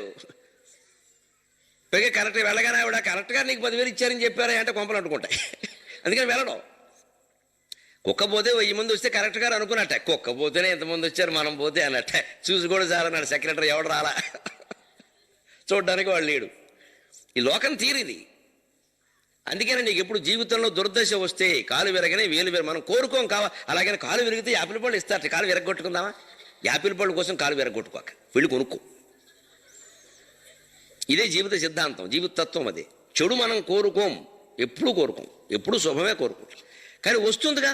మీరు అనుకుని వాన రాదు, మీరు అనుకుని చలి రాదు, మీరు అనుకోవడం వల్ల ఎండ కాయదు, మీరు అనుకోవడం వల్ల మరణం రాదు. మనం అనుకుంటే రాదు, అనుకోనప్పుడే వస్తుంది. దాన్ని అనుకూలంగా తీసుకో. వచ్చింది నిజమే, ఏం చేస్తావు ఇప్పుడు? ఊరికే వచ్చిందని బాధపడితే నీకు కూడా వస్తుంది. ఎక్కడొక్కడ వదిలేయాలి ఆ విషయాన్ని. అందుకని అది అర్జునుడి నుంచి మనం నేర్చుకోవాలి. ఓర్వశి ఇచ్చిన శాపాన్ని తండ్రి దేవేంద్రుడు వరంగా మారిస్తే ఇక్కడ ఉపయోగించుకున్నాడు చక్కగా. అంతేగాని నేను నపుంసకుండా అయిపోతాను, ఏడ ద్రౌపది నన్ను ఎలా చూస్తుందో, ఫీలింగ్ ఎలా ఉంటుందో ఏం ఉండదు. ఆవిడకి తెలుసు వీడేమిటో. ఇవన్నీ బాధపడాలి, దాన్ని ఉపయోగించుకున్నాడు అక్కడ. ఇది సత్కర్మ విధిజ్ఞతన్ చతురతా మహిమన్ దృఢబుద్ధిన్. ఇవన్నీ ఉన్నా కూడా బాధపడుతున్నావు ఎందుకంటే అర్జునుడి గురించి అంటే నేను నపుంసక వేషంలో ఉంటా, మీరు బాధపడకండి. నకులుడు అన్నాడు, నాకు అశ్వాల మీద బాగా పట్టు ఉంది. ఆయన గుర్రాలు నడిపేవాడండి నకులుడు. ఆ అశ్వవిద్య, అశ్వచాలనం, చినుక్కి మధ్యలో గుర్రం నడిపేవాడు. వానలో వస్తే నకులుడు తడవకుండా ఇంటికి వచ్చేవాడు. అంత వేగంగా గుర్రం నడుపుతాడు. ఆ గుర్రం చినుక్కి మధ్యలో పెడుతుంది తడవకుండా. అంత వేగం కలిగిన వాడిని. నా విద్య ఇప్పుడు చూపిస్తాను నేనంటే జీవితంలో కొన్ని విద్యలు నేర్చుకున్నట్టు పెట్టుకుంటే ఎప్పుడు ఉపయోగిస్తాయో చెప్పలేదు. మనం చదువుకున్న విద్య వేరు, ఉద్యోగం వేరు అనక నువ్వు చదువుకున్న విద్య కూడా ఎప్పుడో ఉపయోగిస్తుంది. కంగారు పడకు. ఏదో ఓ శిక్షణ, ఓ ట్రైనింగ్ పొందుతాం కదా, పొందాలి. ఖాళీగా మాత్రం ఉండకూడదు ఎప్పుడు విద్యార్థులు. అనుకున్న చదువు పూర్తి, డిగ్రీ పూర్తయిపోయింది, అయినా సరే ఏదో చిన్న కుట్టు కంపెనీలో కుట్టడం, ఎంబ్రాయిడరీ నేర్చుకో, ఉపయోగిస్తుంది. నష్టమేంటి? ఏదో ఒకటి నేర్చుకో. స్పోకెన్ ఇంగ్లీష్ నేర్చుకో పోని. వాడు అంటాడు, మా శిష్యుడు ఒకడు డిగ్రీ అయిపోయాక స్పోకెన్ ఇంగ్లీష్ నేర్చుకున్నాడు, నా దగ్గరికి వచ్చాడు. స్పోకెన్ ఇంగ్లీష్లో చేరానండి అన్నాడు. ఆ పలానా సంస్థ అని చెప్పాడు. అందులోనే ఎందుకు చేరావన్నాడు. వాడు ఇంగ్లీష్ రాకపోతే ఫీజు వాపస్ అన్నాడండి అన్నాడు. అందుకని చేరాను. సరే నేను వాడికి ఓ పని చెప్పు, నువ్వు పని చేయరా, నువ్వు ఫీజు కట్టావా? నాకు కట్టలేదు. ఫీజు కట్టలేకపోతే ఇంగ్లీష్ వాపస్ అని చెప్పు, వాడు ఇంగ్లీష్ వాడికి ఇచ్చేయన్నాను.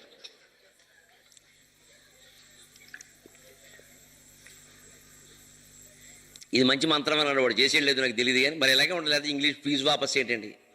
మరి ఇంగ్లీష్ కూడా వాపస్. నేను ఫీజు కట్టలేను అందుకని ఇంగ్లీష్ వాపస్. నేను ఇంగ్లీష్ నీకు ఇచ్చేస్తున్నావు, మా ఫీజు మాకు ఇచ్చి. ఏదో ఓ దాంట్లో చేరితే కాలక్షేపం. ముఖ్యంగానమ్మా లోకం మంచిది కాదు, మీకోసం చెబుతున్నా. ఆడపిల్ల, ఎదిగిన ఆడపిల్ల పెళ్లి కాకుండా అలా ఉన్నా, ఉద్యోగం లేకుండా ఉన్నా వెంటనే ఊళ్ళో వాళ్ళు ఊరుకోరు. ఇంకా మేము అన్నయ్యకి సంబంధాలు చూడలా, ఈయనకి ఎందుకంటే గొడవ. ఈ పిల్లని పొడి చేస్తారు కాకుల్లో, అందుకే ఆ పిల్ల బయటికి రాదు. ఒకటి పెళ్ళే కనపడింది అనుకో, కడుపున ఒక కాయగా ఏడు కాసి చింత చెట్టు కాసే 100 కాయలు కోసుకోవాలి. నీకు ఎందుకు పలకరింపు పని లేక. వాళ్ళు ఏడిపించరా నీకు. రెండేళ్ళైనా కలగలేదా? డాక్టర్ గారు చూపించుకో. మనకు తెలియదు పాపం, డాక్టర్ గారు ఉన్నారని నువ్వు చెప్పాలి ఇక్కడ. ఈ వంకర వ్యాఖ్యానాలే మనుషుల మనస్సులను బాగా. ఎప్పుడు లేని దాని గురించి ప్రస్తావించకూడదమ్మా, మనుషుల దగ్గర ఉన్నదాన్ని గురించి ప్రస్తావించాలి. పిల్ల కనపడితే ఎంత అందంగా ఉన్నావు, ఎంత చదువుకున్నావు, ఎంత చక్కని దాని అనంటే పిల్ల సంతోషిస్తుంది. అది మానేసి లేని దాన్ని మాట్లాడతారండి. మనకు పరిచయం చేసినప్పుడు కొంతమంది పెద్దవాళ్ళు పిల్లలు పరిచయం చేస్తారే, ఈ మా అమ్మాయి అండి మొన్న 2 ఏళ్ళు అయింది పెళ్ళి, ఇంకా పిల్లలు కలగల. మీ అమ్మాయిని చెప్తే సరిపోయింది కదా, ఈ వివరాలన్నీ అవసరమా? అమ్మాయి ఇంకా బయటకు వస్తుందా? ఈ పెద్దవాళ్ళు కూడా ఆలోచించాల్సిన విషయం, ఆచరించాలి. ఎప్పుడు లోపాల గురించి మనం చెప్పకూడదు. అసలు అడిగిన అవసరమైన సమాచారం తప్ప అనవసరపు సమాచారం ఇవ్వకూడదు. ఫలానా వ్యక్తిని చెప్తే సరిపోయేదానికి వెనక్కి పెళ్ళికొడుకు కూడా ఫ్రెండ్ వెళ్ళేట. ఆ ఫ్రెండ్ మాటతో వీడు చాలా మంచివాడు అండి, చెవిపోగులు వాడివి కావు కానీ వాడు చాలా మంచివాడు అన్నట్టు. చెవిపోగులు వీడివి. ఆ మాట ఎందుకు ఎక్కడ వాడికి అర్థమైంది. చెవిపోగులే ఇంకోటి పెట్టుకొచ్చాడు అంటే వీడికి పిల్లనిస్తే అలాగా. ఇప్పుడు ఈ మాట నేను అడిగారా? వీడే వాడు అంతా మంచివాడు అండి, పోగులు నావే కానీ వాడు మంచివాడు అన్నట్టు. కొంతమంది ఇలా అనవసరంగా జారిపోతూ ఉంటారు మాటలు. ఇదే పనికిరాదు. అందుకని చినుక్కి మధ్యలో నడుపుతాడు అశ్వచారణ. ఆ విద్య నేర్చుకున్నాడు, ఆ విద్య ఇప్పుడు ఉపయోగపడింది. నేను దామగ్రంథి అనే పేరు మీద అశ్వాల్ని కాపాడుతాను, అశ్వ సంరక్షణ చేస్తాను అన్నాడు. అలాగే సహదేవుడు, అన్నయ్య నువ్వు బెంగ పెట్టుకోవద్దు, నేను తంత్రీపాలుడు అనే పేరు మీద పశుపాలన చేస్తాను, నాకు పశుపాలన మన గోపాలదేవుడులాగా నాకు పశుపాలన చాలా ఇష్టం అనగానే అన్నీ తట్టుకున్నాడండి ధర్మరాజు. అర్జునుడు మాటలు, భీముడు మాటలు, నకులుడు మాటలు, ద్రౌపది మాటలు కూడా. ఆ చిన్న తమ్ముడు అంటే పిచ్చి ప్రేమేనికి. ఎందుకంటే వాళ్ళ అమ్మ చనిపోయింది, మాద్రి, ఆవిడ పైకి వెళ్ళిపోయింది. ఆ ఇద్దరు పిల్లల్ని కుంతి చేతిలో పెట్టింది. కుంతి ధర్మరాజు చేతిలో పెట్టింది, అరణ్యవాసానికి ఎడుతుంది. ఒరే నీకంటే కూడా వీళ్ళిద్దరూ ముఖ్యమరా, మన పెంతల్లి పిల్లలమ్మ, వాళ్ళ తల్లి లేని వాళ్ళురా, వాళ్ళకి ఎప్పుడు తల్లి లేదనే భావన రాకూడదురా, అలా చూసుకోండి. ఆ తల్లి ఆజ్ఞ ధర్మరాజుకి శిరోధార్యం. ఎక్కడైనా ధర్మరాజు కథలో రాముడు తండ్రి గౌరవాన్ని నిలబెట్టుకోవడం కోసం రామాయణం అంతా ప్రయత్నిస్తే ధర్మరాజు కుంతీదేవి గౌరవాన్ని నిలబెట్టడానికి ప్రయత్నించారండి. భారతం రామాయణంలో ఈ రెండు ఆదర్శ పాత్రలు. తండ్రి గౌరవానికి ఆయన, తల్లి గౌరవానికి ఈయన. యక్షప్రశ్నల కథలో నకులుణ్ణి కోరడంలో ఉద్దేశం కూడా అదే. అరణ్య పర్వంలో మీకు చెప్పి ఉంటారు. నకులుణ్ణి ఎందుకంటే తల్లి గౌరవం, కుంతీదేవి పేరు నిలబెట్టాలి. ఇక్కడ కూడా ఆయన ఆ తల్లి గౌరవం నిలబెట్టడం కోసమే ఆ ఇద్దరిని ఎక్కువ ప్రేమించవు. అందులో చిన్నవాడు, అందులో కూడా మళ్ళీ సహదేవుడు వచ్చి నేను పశువుల్ని కాస్తాను కానీ, వాడికి అప్పటికి 40 ఏళ్ళు ఉండొచ్చు కానీ అన్నగారి ప్రేమ ఏమి చేస్తావురా చిన్నపిల్లవాడివి. అకుటిలుడు ఆర్య సమ్మతుడు అకంకృతి దూరుడు నీతి నిర్మలాత్మకుడు అనవద్యశీలుడు సధర్ముడు దాంతుడు గొంతి పెద్ద సేయు కొడుకు మేను లేత తన యుల్లము మెత్తన ఇట్టియాతడు ఎట్లకో వరుణ ఆశ్రయించు విధియోపదే ఎవ్వరినెట్లు సేయగన్. చాలా గమ్మత్తుగా ఒక మిశ్రమ శైలిలో రాశాడు ఈ పద్యం. ఈ శైలి విషయాలు తర్వాత చెబుతా ఇంకో 2 పద్యాలతో కలిపి. కానీ దీని అర్థం చూద్దాం. అకుటిలుడు ఆర్య సమ్మతుడు అహంకృతి దూరుడు నీతి నిర్మలాత్మకుడు. అకుటిలుడు ఒక అన్నగారు తమ్ముడి నుంచి ఆశించే లక్షణాలు. మీరందరూ తమ్ముళ్ళు చెల్లెళ్ళు అయితే మీ అన్నగారి పట్ల మీరు ఎలా ఉండాలి, భారతం జీవితాన్ని నేర్పుతోంది మనకి. అకుటిలుడు మా తమ్ముడండి, వంకర బుద్ధి లేదండి మా తమ్ముడికి. కుటిలుడు అంటే వంకరవాడు, అకుటిలుడు అంటే వంకర, స్ట్రైట్ ఫార్వర్డ్, ముక్కు సూటుగా ఉంటాయండి అంతే. అలాంటి వాడిని ఎప్పుడు అన్నగారు మెచ్చుకుంటారు. వంకర బుద్ధి అయిన తమ్ముడిని అన్నగారు మెచ్చుకుంటారు. ఆస్తి వాటాలో కూడా వంకర బుద్ధి కనపడుతుంది వాడికి. ఆర్య సమ్మతుడు మన పెద్దవాళ్ళకి మనం ఎలా ఉండాలంటే ఆర్య సమ్మతుడు, పెద్దవాళ్ళు ఒప్పుకునే విధంగా. ఆర్యులు అంటే పెద్దవాళ్ళు. 10 మందిలో అవునని పీల్చుకోవడం అంటారు, పల్లెటూళ్ళలో వాడతారు. మా వాడు 10 మందిలో అవునని పీల్చుకుంటాడు, ఏమిటో అవును కాదేమిటో అంటే 10 మందిలో గుడి మీద కూర్చుంటారు. అక్కడికి మన వాడితే రే వాడు చెప్పారా ధర్మం, వాడు పెద్దవాడరా అంటారు. అలాంటి పద్ధతి కలిగిన వాడు అనమాట. ఆ ఆర్య సమ్మతుడు, మా వాడు ఏమైనా చెబితే 10 మంది అంగీకరిస్తారు. అంత తర్కం ఉంటుంది అందులో, ఎవరు కాదనలేరు. అది అన్నగారు తమ్ముడి నుంచి ఆశించే లక్షణాలు ఇవి. అహంకృతి దూరుడు, ముఖ్యంగా అహంకారం లేకుండా ఉండాలి తమ్ముడికి. మనం చిన్నవాళ్ళం, మీ కుటుంబంలో మీరు చిన్నవాళ్ళు అయితే మీకంటే పెద్దవాళ్ళ పట్ల ఎట్టి పరిస్థితుల్లో అగౌరవంగా అహంకారంగా మాట్లాడడం. ఒక్క ఏడాది పెద్ద అయినా సరే. మా కుటుంబంలో అందరికంటే నేను చిన్నవాడిని.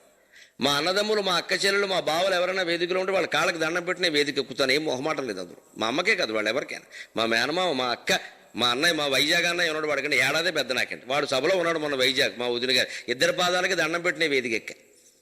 ఆ సభకి సిటీ పోలీస్ కమిషనర్ వచ్చారు, లగడపాటి రాజగోపాల్ వచ్చారు. ఆయన వెంటనే అడిగారు, ఈయన ఎవరన్నా మీరు దండం పెడుతున్నారంటే ఈయన ఎవరన్నా? మా అన్నయ్య అన్నాను. ఎంత సంస్కారం ఉండు బాబు, మేమంతా నేర్చుకోవాలన్నాడు రాజగోపాల్. అంతవరకు ఎవరికి తెలియదు. బాగుంది, నేను తెలుస్తానండి, మా అన్నగారు తెలవాలనే ఉంది.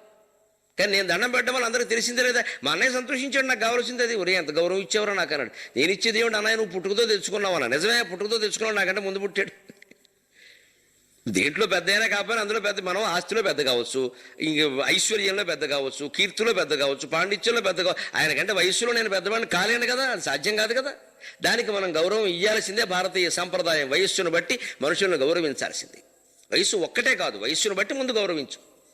జ్ఞాన పరీక్ష వస్తే అది వేరు, వయస్సుతో నిమిత్తం లేదు. ఎవరికి జ్ఞానం ఉంటే వారికి గౌరవం. అది మినహాయిస్తే మిగిలిన మన ఇంట్లో శుభలేఖ వేసాం, తండ్రి పేరు మీదే వెయ్యాలి. తమ్ముడు ఆయన కొడుక్కి పెళ్లి చేస్తే అన్నగారి పేరు మీద వెయ్యాలి. స్వతంత్రించాం కదా అని వేసేసుకోకూడదు, అది సంప్రదాయం. తండ్రి పోయిన వాళ్ళు కూడా పెదనాన్నగారు బతుకుంటే పెదనాన్నగారి పేరు మీద వేస్తారు. మా తమ్ముడి మనవరాలైనా అని రాస్తాడు ఆయన. మరి మీరు శుభలేఖలు గమనించాలి. ఈ సంప్రదాయం ఎందుకు వచ్చిందని పెద్దవాళ్ళని గౌరవించే విధానం. ఆర్య సమ్మతుడు అహంకృతి దూరుడు. మనం ఎంత చదువుకున్నా, ఎంత అందంగా ఉన్నా, ఎంత ఐశ్వర్యంతో ఉన్నా, ఎంత గొప్ప ఉద్యోగంలో హోదాలో ఉన్నా, మన అన్నగారుల పట్ల, మన అక్కగారుల పట్ల అహంకారం లేకుండా, మన అక్క కనపడితే భుజమే చేసి అక్క బాగున్నా. ఇవాళ మీరు కిరణ్ కుమార్ రెడ్డి గారిని గమనించండి. 75 ఏళ్ల తల్లి పుట్టినరోజు అయితే వెళ్ళి, అమ్మ రాష్ట్రానికి రాజునైనా నీ కొడుకునేనమ్మా, నా ఆవిడ నోట్లో కాస్త రొట్టె మొక్క పెట్టి తినిపించే. దాని పేపర్లో వేశారు ప్రధానంగా. ఆ ముసలి తల్లి ఎంత పరవశించిందండి. ఆ పేరు మీద కుటుంబ సభ్యులు అందరూ కలిసి, లేకపోతే ఈ దౌర్భాగ్య రాజకీయాల్లో వాళ్ళని కలిసే అవకాశం ఉందా? ఆ జిల్లా వెళ్ళి ఆ నల్లారిపాలెమని వాళ్ళ ఊరు ఉంది, అక్కడికి వెళ్ళి ఆ తల్లి కేకు తినిపించాడు ఆయన. ఆ తల్లి ఇంకో 10 ఏళ్ళు 20 ఏళ్ళు 30 ఏళ్ళు బతుకుతున్నాడు. ఆయుర్దాయం అది. ఎందుకని అంత స్థితిలో ఉన్నాడు. మా వాడు సమయం లేదనకుండా నా కోసం వచ్చాడు. మనం ఎంత పదవిలో ఉన్నా దాన్ని మర్చిపోకూడదు. ఢిల్లీకి రాజైనా తల్లి కొడుకి. అహంకృతి దూరుడు నీతి నిర్మలాత్మకుడు. సహదేవుడు ఎప్పుడు నీతిని తప్పడు, నిర్మలాత్మకుడు, నిర్మలమైన మనస్సు కలిగిన వాడు. తమ్ముడు ఎప్పుడు నిర్మలమైన మనస్సుతో ఉంటే అన్నగారికి ఆనందంగా ఉంటుంది. తమ్ముడు వంకర పనులు చేస్తుంటే వీడింటికి అన్నగారు కూడా జవాబు చెప్పుకోవాలి. మీరు ఆనలేడు, నువ్వేమో చూసుకోవద్దా వీడంట. అనవద్యశీలుడు, మంచి ప్రవర్తన కలిగిన వాడు. సధర్ముడు, ధర్మానికి కట్టుబడి ఉండేవాడు. ఇవన్నీ చిన్నవాళ్ళలో పెద్దవాళ్ళు ఆశించే లక్షణం.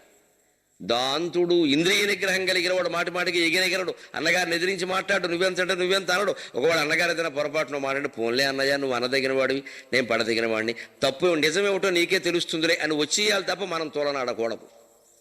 ఒకవేళ పొరపాటుని నారికి జారి తోలనాడితే వెంటనే ఉత్తరం రాసేనా క్షమాపణ కోరాలి. పొరపాటు అయింది, నిన్ను అనవలసిన మాటలే కానీ నేను అనకూడదని చెప్పాలి. ఇవి నీవు అనవలసిన మాటలే కానీ నేను అనకూడదు, ఇంకెవరన్నా అంటే బాగుండేది అంటే వాడికే తెలుసు వస్తుంది. అంతేగా మరి నువ్వు అనేస్తే అలాగా, మీరనేవి నేనన్నానంటే ఎలాగండి? లెక్క ఎవరన్నారో వారే అన్నారు. ఇన్ని చెప్పి గొంతి పెద్ద సేయు కొడుకు. మా అమ్మ ఎప్పుడు వీడి గురించి చెబుతుంది. సహదేవుడు అన్నం తిన్నాడా, సహదేవుడు నిద్రపోయాడా, సహదేవుడు మీతో పాటు ఉన్నాడా, సహదేవుడు క్షేమంగా ఉన్నాడు. మేము అసలు అక్కర్లేదు ఆవిడకి. మాకే అసూయ వచ్చేంతగా మా అమ్మ ప్రేమిస్తుంది. ఎందుకనండి? ఆ తల్లి ప్రేమించకపోతే ఈ పోయిన తల్లి పిల్లల్ని అన్నదమ్ములు ప్రేమిస్తారా? మీరు ఆలోచించండి. ఆ తల్లిని బట్టే కదా వీళ్ళు ఉండేది. మరి అమ్మాయి అంత ప్రాధాన్యం ఇస్తుంటే మనం ఇవ్వకపోతే అలాగరా? అమ్మ వాళ్ళని తిట్టిందనుకో, ఆ తల్లి పోయింది దిక్కుమాలిన వాళ్ళు, మీరు ఏమిడిస్తే మాకే అందనుకో, వీళ్ళు కూడా అలాగే అంటారు.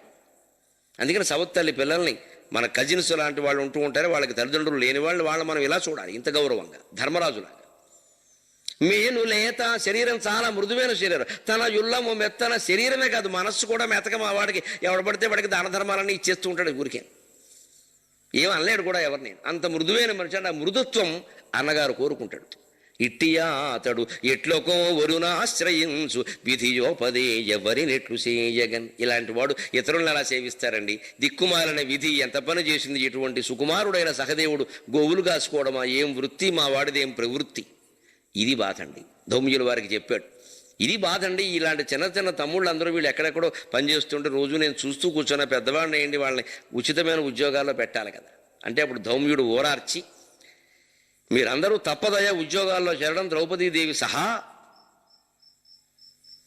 కానీ ఉద్యోగాల్లో చేరినప్పుడు మీరు ఎలా ఉండాలో ఒక్క మాట చెబుతున్నాను, గుర్తుపెట్టుకోండి అన్నాడు. అందరం ఉద్యోగాల్లో చేస్తున్న వాళ్ళం ఉన్నాం, చేయబోయే వాళ్ళం ఉన్నాం.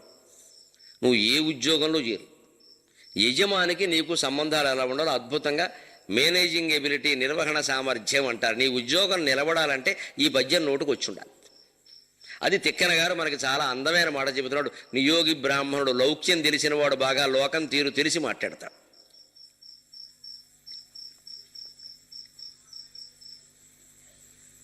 మన యజమాని ఉంటాడు, కంపెనీ మేనేజర్ కావచ్చు, లేదా మన రాజకీయంలో మనకంటే పెద్దవాడు ముఖ్యమంత్రి, పిసిసి చీఫ్ ఏదైనా కావచ్చు, పార్టీ అధ్యక్షుడు, ఈ కంపెనీ యజమాని కావచ్చు, లేదు ఒక స్కూల్లో పనిచేస్తున్న హెడ్ మాస్టర్ కావచ్చు, ఏదైనా సాఫ్ట్వేర్ కంపెనీ మేనేజింగ్ డైరెక్టర్ కావచ్చు, ఎవరైనా వారి పట్ల మనం ఎలా ఉండాలి అంటే ఎంత లౌక్యమో చూడండి.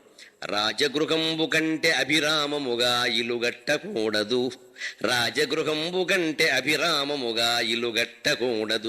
ఏ యోజ రూపాలుడు ఆకృతికి ఒప్పగు వేషములాచరించు, ఏ యోజ రూపాలుడు ఆకృతికి ఒప్పగు వేషములాచరించు, ఏ యోజ విహారముల్ సలుప ఉల్లమునంకడు వేట్కసేయు, ఏ యోజ విహారముల్ సలుప ఉల్లమునంకడు వేట్కసేయు, ఏ యోజ విదగ్ధుడై పలుకును ఒడ్డులకున్ తగదట్లు సేయగన్, ఏ యోజ విదగ్ధుడై పలుకును ఒడ్డులకున్ తగదట్లు సేయగన్.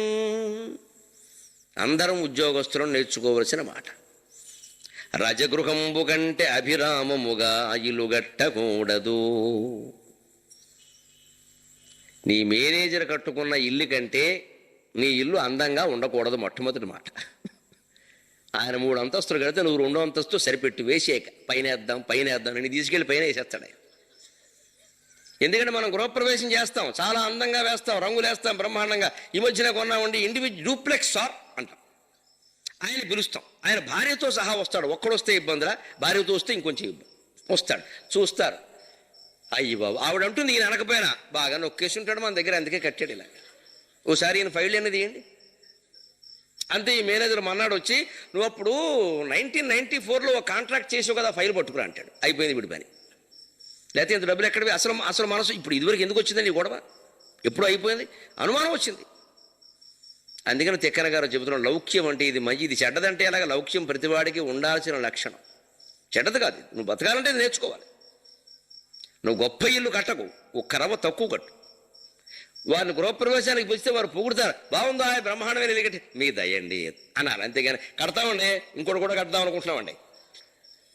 ఈ ఇల్లే కాదండి, విశాఖపట్నంలో 3 సైట్లు ఉన్నాయండి, తిరుపతిలో 6 లైట్లు ఉన్నాయండి అంటే వెంటనే ఉద్యోగంలో తీసేస్తాడు.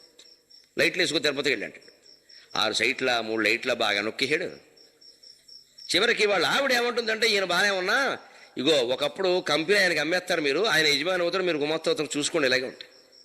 గిల్లేస్తున్నాడు వెనక. ఎందుకంటే మగవాళ్ళు సర్దుకున్నా వెనకాల వీడు సర్దుకోలేరమ్మా, అహంకారం వచ్చేస్తుంది వెనకాల. అమ్మో గుమస్తా భార్య అది పోసి కొట్టేస్తుంది.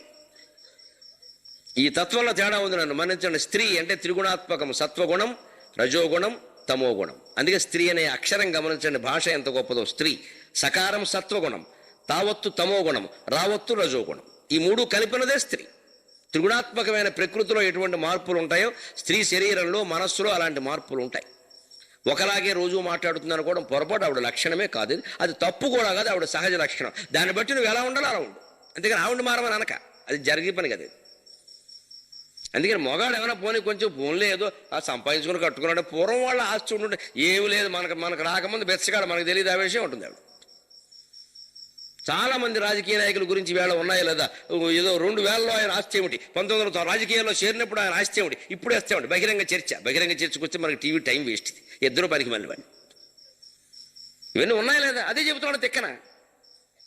యజమాని మేనేజింగ్ డైరెక్టర్ ఇల్లు కంటే నీ ఇల్లు పెద్దది ఉండకూడదు. వీలైనంత వరకు నువ్వు అద్దెంట్లోనే ఉండు, డబ్బులు ఉండే లోపల నొక్కే, లేదా స్విస్ బ్యాంకులో దాచి ఇల్లు కట్టిన ఆయన పిలవక. ఏమిటంటే మీ వంటి వాళ్ళని పిలిస్తే మేము ఆతిథ్యం ఇవ్వలేము సార్ అని చెప్పి గొడవ లేదు. మేము ఏం మర్యాద చేస్తాం సార్, మా దగ్గర ఏం, ఆ మాటతో వదిలేయి. మేము పిలవడానికి ధైర్యం చాలేదని అంటే అబ్బో అంత గొప్పవాడు అనమాట. పిలిచావో అయిపోయినట్టే. వాడు తినేది తక్కువ, నువ్వు తిన్నావని అనుమానించేది ఎక్కువ. రజగృహంబు కంటే అభిరామముగా ఇలుగట్టకూడదు. ఇంకో మాట, ఏ యోజ రూపాలుడు ఆకృతికి ఒప్పగు వేషముల ఆచరించు. నీ యజమాని వేసినంత గొప్ప వేషం నువ్వు వెయ్యొద్దు. యజమాని షూటు బూటు వేసి టై కట్టి, ఇప్పుడు యజమానులు అంటే అంతే కదా మరి. ఆయన ఏసీ కారులో దిగి అలా ఉంటాడు, ఆ డోర్ ఇలా తీస్తాడు. ఒకడు వచ్చి ముందు, డ్రైవర్ ముందుకు వచ్చి డోర్ తీస్తాడు. ఈయన తీసుకోగలడు, ఆయన తీస్తాడు, అది పద్ధతి. తీయగానే ఆయన ఒక కాలు ఇలా పెడతాడు. సినిమాల్లో సాధారణంగా అటువంటివి చూపిస్తారు. 2వ కాలు పెట్టాడు, అది పెడతాడు. తర్వాత మన నెత్తిమి పెడతాడు, ఆ కాలు తెలుసు. ముందు ఒక కాలు పెట్టగానే ఓ ఫోటో ఇది చూస్తాడు. ఈ గుమాస్తా వీడో కారు కొంటాడు, వీడంతా డ్రెస్ చేస్తాడు, వీడో కాలు బయటెడతాడు. తర్వాత ఉద్యోగంలోంచి కాలు బయటెట్టాల్సింది. నాలాంటి కారు, నేను BMW కొంటే నువ్వు BMW కొంటావా? నువ్వు నానో కారు కొనుక్కోవచ్చుగా. తనకంటే తక్కువగా ఉండాలని అనుకుంటాడు. అతని దృక్పథంలో తప్పు లేదు. ఆ ఆర్థికంగా కొన్ని కోట్లు పెట్టుబడి పెట్టిన యజమాని కంటే వీళ్ళు తక్కువలో ఉండకపోతే రేపు పొద్దున కంపెనీ ముంచేస్తారండి వీళ్ళు. ఆయన అలా ఆలోచించడంలో తప్పేం లేదు, అలా ఉండాల్సిందే. యజమాని నౌకరే, వేషాలే ఎద్దు ఉండాల్సిందే. అలాగా నీకు ఇష్టమైతే నా వృత్తి చేయి, లేదా నువ్వు మించిపోతున్న సహిస్తే ఆయనకు ప్రమాదం కూడా అనేది. నేను లెక్క చేయడం మనిషిని. మీరు గవర్నమెంట్ కాలేజీలు గమనించడం, ప్యూన్ దగ్గర అప్పు చేస్తారు లెక్చరర్లు, అందుకే భ్రష్ట్ అవుతుంది వ్యవస్థ. పక్కా నిజం ఇది. ప్యూనుకుంటుందో 25,000 జీతం, వాడిని అడుగుతాడు 10,000, ఈ దౌర్భాగ్యుడు. ఇక వాడు టీ తెమ్మంటే ఎందుకు తెస్తారండి, వడ్డీ ఏదైనా అడుగుతాడు. ఇప్పుడు వాడికి వీటి టీ తేవాలి, ఇంక కాలేజీ ఏమిటి? నువ్వు నిజంగా నీకు లేకపోయినా సాట్ లెక్చరర్ దగ్గర చేయి, ప్రిన్సిపాల్ దగ్గర చేయి, ఈ వెతికి ఇక్కడ చేయి. గాలి జనార్దన్ రెడ్డి దగ్గర చేయమంటే తీర్చక్కర్లేదు. ఎప్పట్లో జైల్లో ఉన్న గొడవలేదు. అందుకని ప్యూన్ దగ్గర చేర్చే అలాగా వెంటనే అంటాడు ఆయన ఏదో ఒకటి. అది యజమానే లెక్కది. అందుకని ఆయన వేసిన వేషం నువ్వు వేయొద్దు. ఆయన కట్టినంత అందంగా ఇల్లు కట్టద్దు. ఆయన ఏదో పెద్ద గంభీరమైన వేషం నువ్వు మాదిరిగా ఓ లూజ్ చొక్కా ఓటేసుకుని పై గుండి తీసుకుని మామూలు కూర్చో. ఆయన రాగానే గుండి కూడా పెట్టేసుకోలేక, లేకపోతే గుండి ఎందుకు తీసామంటాడు. పెట్టేసుకో. మరి ఒకవేళ ఆయన చూసి పెట్టుకుంటే నన్ను చూడగానే గౌరవించాడు, గుండీలు పెట్టుకున్నాడు అంటాడు. అదేదో చెయ్యాలి. కొంత నటనను లౌక్యమును తప్పదు. ఉద్యోగంలో ఉండాలంటే అంతే. ఇంకో మాట, ఏజోజ వికారముల్ సలుపనుల్లమునన్ గడు వేట్కసేయు. నీ మేనేజింగ్ కంపెనీ డైరెక్టరు తన భార్యతో సహా స్విట్జర్లాండ్ వేసవి కాలంలో స్విట్జర్లాండ్ మన డార్జిలింగ్ విహారయాత్రకు బయలుదేరాడు. ఏదో యాత్రా స్పెషల్ విమానాలు, బస్సులు, రైళ్ళు ఏవో బుక్ చేసుకున్నాడు. అక్కడే మనం టికెట్ బుక్ చేసుకుని అదే క్లాసులో మనం ఉండి ఏసీ ఫస్ట్ క్లాసులో ఎదురుగా ఆ దంపతులు ఉంటే ఎదురుగా ఈ దంపతులు ఉన్నారనుకో, ఇంటికి రాగానే ఉద్యోగం క్షవరం. ఎందుకంటే ఆ యజమాని భార్య ఇద్దరు తట్టుకోలేరు. గుమాత్త మన చేత బతుకుతున్నాడు, మనకేమో ఇన్ని కోట్ల ఆదాయం, ఇక్కడికి 10,000 జీతంలో ఎప్పుడే మనం కూర్చున్న ఫస్ట్ క్లాసులో కూర్చున్నాడు. ఇక్కడ ఆయన జీవితంలో మొదటిసారి ఎక్కచ్చు, ఖర్చు పెట్టచ్చు. ఒప్పుకోలేరండి, తట్టుకోలేరండి. ఆయన వెళ్ళి ఆయన డార్జిలింగ్ వెడితే నువ్వు ఇంకో డార్జిలింగ్ వెళ్ళు, ఆయన తూర్పు కడితే నువ్వు పడమరకు వెళ్ళిపో, ఆయన ఇంటికి వెడితే నువ్వు శ్మశానానికి వెళ్ళు. అందుకని అక్కడ ఉండక ఆయన వెళ్ళిన చోటకి వెళ్ళదు. ఒకవేళ వెళ్ళినా ఆయన ఏసీ ఫస్ట్ క్లాస్, నువ్వు స్లీపర్లో వెళ్ళిపో చెమట కారుకుంటూ అంతే. ఒకవేళ ఆయన కనపడితే మీరు పెద్దవాడు సార్, మీలా మేము ఎక్కడ ఉండక అంతే. అవును చాలా మరివాడు ఆయన వృద్ధిలోకి వస్తారు, వెళ్ళిపోతాడు ఆయన. అంతేగాని యజమాని ముందు పనికిరాదు. మనకు డబ్బులు ఉన్నాయి కదా, నేను ఎలా ఉంటే మీకు మిస్టర్ పెర్ఫెక్ట్ సినిమా చూడండి తెలుస్తుంది. యజమానిని గౌరవించడం నాకు అలవాట్లేదు, నేను ఎవరిని గౌరవించడం. ఉద్యోగం రావాలంటే మన దగ్గర మ్యాటర్ ఉండాలి, అవతలకి అవసరం ఉండాలి, అంతే అంటాడు వాడు. మ్యాటరు అవసరం అన్నీ ఇంటర్వెల్ తర్వాత మారిపోతాయి. సరిగ్గా ప్రభాస్ డైలాగ్ అదే మీరు గమనించండి. మన దగ్గర మ్యాటర్ ఉండాలి, అవతలకి అవసరం ఉండాలి, అంతేనండి ఉద్యోగం. ఇంకే యజమాని సంబంధాలు, గౌరవాలు, భక్తి, ప్రేమ ఏముండవా? మ్యాటర్ అంటే ఏంటి? వీడి దగ్గర నాలెడ్జ్ అనమాట, సబ్జెక్ట్ నాలెడ్జ్. అవతలకి అవసరం ఉండాలి, అవసరం ఉన్నంతకాలం ఉంచుతాడు, తర్వాత తీసేస్తాడు. ఇంతేనండి సంబంధాలు. He is not mister perfect. కాబట్టి ఆ ఇంటర్వెల్ తర్వాత సినిమా మారింది. ఎప్పుడు యజమానులను గౌరవించడం మొదలుపెట్టాడో, కాజల్ అతని కోసం త్యాగాలు చేస్తుంది. మాంసం తినే అమ్మాయి మానేస్తుంది, ఆ తల్లి ఉండే చోట ఎవరిని అక్కడ రానిస్తుంది, పెంచుతున్న కుక్క పిల్లల్ని వదిలేస్తుంది. ఇదో వెరిమొహం కింద కనపడుతుంది వాడికి. నా కోసం ఎవరు ఏం త్యాగం చేయడం నాకు ఇష్టం ఉండదు, ఎందుకంటే నేను ఎవరి కోసం త్యాగం చేయను. త్యాగం అనేది తెలియనివాడు సంసారంలోకి దిగడం ఏంటి? It's not perfect. అది సరైన విధానం కాదు. అందుకే డైరెక్టర్ అలా పెట్టాడు. వీడికి ఎవరు నచ్చారు? తాప్సీ నచ్చింది. 6 లక్షల మందిలో అలాంటిది అది ఒక్కతే ఉందిట. చివరికి సినిమా అయ్యేసరికి మళ్ళీ తాప్సీ కంటే కాజలే మంచిదని తాప్సీగా నిర్ణయించుకుని ఇంటికి వస్తాడు. అర్థమైందా లేదా? మీరు విరాట పర్వానికి మిస్టర్ పెర్ఫెక్ట్కి తేడా ఉందండి. అదే భారతం ఎప్పటికి కొనసాగుతుంది, ఇంకో రూపంలో అంతే. అక్కడ ధర్మరాజు, ఇక్కడ పెర్ఫెక్ట్ ప్రభాస్. ఎక్కడికి పోలేదు. రామాయణ భారతాలు అన్నీ మన దగ్గర ఉన్నాయి. ఇప్పుడు సినిమా డైరెక్టర్లు నడిపిస్తున్నాయి. మనం అన్వయం చేయగలగాలి అంటే మాట్లాడేవాడు ఇవి కూడా చూడాలి. ఈ దౌర్భాగ్యం కూడా మేము భరిస్తాను. నేను 15 రోజులకు ఒక సినిమా చూస్తాను ఖచ్చితంగా పిల్లలు. ఎందుకని ఇవన్నీ చూడకపోతే ఎలా తెలుస్తాయి? ఈ కొంపంతా డర్టీ పిక్చర్ సహా సమస్తం చూసేసాను మొహమాట పడక. శ్రీరామరాజ్యం చూశాను, మన్నాడే ఆ పాపం పోవడానికి డర్టీ పిక్చర్ కూడా చూసేసాను. లేకపోతే ఇది ఎటనుకోండి, అది ఇటు అనుకోండి, పర్వాలేదు చూడాలి. విద్యాబాలన్ ఎంత అద్భుతంగా నటించిందండి. నటీమణి నిజంగాను చాలా కష్టం అలా నటించడం. నటనకు మనం ఒప్పుకోవాల్సింది. మిగిలినవన్నీ వదిలిపెట్టి అయ్యో పాత్ర వేసినంత మాత్రం ఆమె తప్పుగా ఆలోచించదు, సీత వేసినంత మాత్రం గొప్పగా ఆలోచించదు. అందరి గురించి మనకు తెలుసు. అవన్నీ వద్దు. నటన గురించి మనం సీతగా ఇవిడు బాగా చేసింది, ఆ సిల్కు స్మితగా ఇవిడు బాగా చేసింది, అంతే. మన వరకు అంతవరకు సంబంధం. అందులో ఏమైనా 4 విషయాలు ఉపయోగించి ఉంటే ఉపయోగిస్తాం, లేకపోతే వదిలేస్తాం. చూడండి అన్ని సినిమాలు చూడండి, ఏం గ్రహించాలి అది గ్రహించాలి. ఇది లెక్క. అందుకని మిస్టర్ పెర్ఫెక్ట్గా నువ్వు బతకాలి అంటే ధర్మరాజుకి ఈ దౌమ్యుడు చెప్పిన లక్షణాలు. యజమాని కంటే ఎక్కువ వేషాలు వేయద్దు, యజమాని కంటే గొప్ప ఇళ్ళు కట్టద్దు, యజమాని కంటే విహార ప్రదేశాల్లో యజమానితో కలిసి ప్రయాణం చేయొద్దు, నువ్వు వెనకాల వేరే చోట వెళ్ళు, ఆయన వెళ్ళినప్పుడు వెళ్ళకు. ఎక్కడో అక్కడ తేడాలు వస్తాయి. పెళ్లి పేరంటం విందు వినోదాల్లో కలుస్తారా? తనకంటే తక్కువ స్థాయి ఉద్యోగి దగ్గరికి ఎక్కువ వచ్చి అందరూ నమస్కారం చేస్తున్నారు అనుకోండి, ఈ యజమాని పక్కన ఉన్నవాడు ఫీల్ అయిపోతాడు. ఏంటి నాకెవరు దండం పెట్టట్లా, నా దగ్గర పనిచేసాను, ఈయన దండం పెడుతున్నారు. మీరు ఆశ్చర్యపోవచ్చు. చేస్తున్న ఉద్యోగం నేను అందుకే మానేశాను. ఇదే రహస్యం. ఎందుకంటే నాకు ఉద్యోగం ఇచ్చిన ఆయనకి నాకు నమస్కారాలు పెట్టే స్థాయి ఉండాలని ఏం లేదు అక్కడ. ఆయన పెట్టేవాడు ఆయనకి పెడతారు, నాకు పెట్టేవాళ్ళంతా ఆయనకి పెట్టరు. నాకు దేశం అంతా అభిమానులు ఉన్నారు. పెడుతుంటే ఈ ఫీల్ అవ్వడం గమనించా. మంచిది, మానేయడం మంచిది, మనకి అవసరం కూడా లేదు, భగవంతుడు వదిలేదు. ఇంక గొడవ అయిపోతాయి. ఇంకా ఎంత పండితుడైనా, ఎంత దేవేంద్రుడు దిగొచ్చినా ఉద్యోగిని ఉద్యోగులాగే చూస్తాడు యజమాని. ఇంకో దృష్టి ఉండదు ఆయనకి. కంచి కామకోటి పీఠాధిపతి నీ సంస్థలో ఉద్యోగం చేస్తే నువ్వు గుమాస్తా అనుకుంటావు తప్ప గురువుని నువ్వు అనుకోలేవు. మానవ మనస్తత్వం అది. ఆయన జగద్గురువు అని మనం అనుకోలేమండి. జగద్గురువు అయితే మన దగ్గర చేరాడంతే అని ఆలోచిస్తాడు ఎంతసేపు. మానవ సంబంధాలు అలాగే ఉంటాయేమో, అనుమానమేం లేదు. మా పక్కింటి వాళ్ళు ఉంటారే, వాళ్ళు టీవీ చూడరు, పుట్టినా భారతం పెట్టరు. కారణం నేను పక్కన ఉండడం, అదే కర్మ.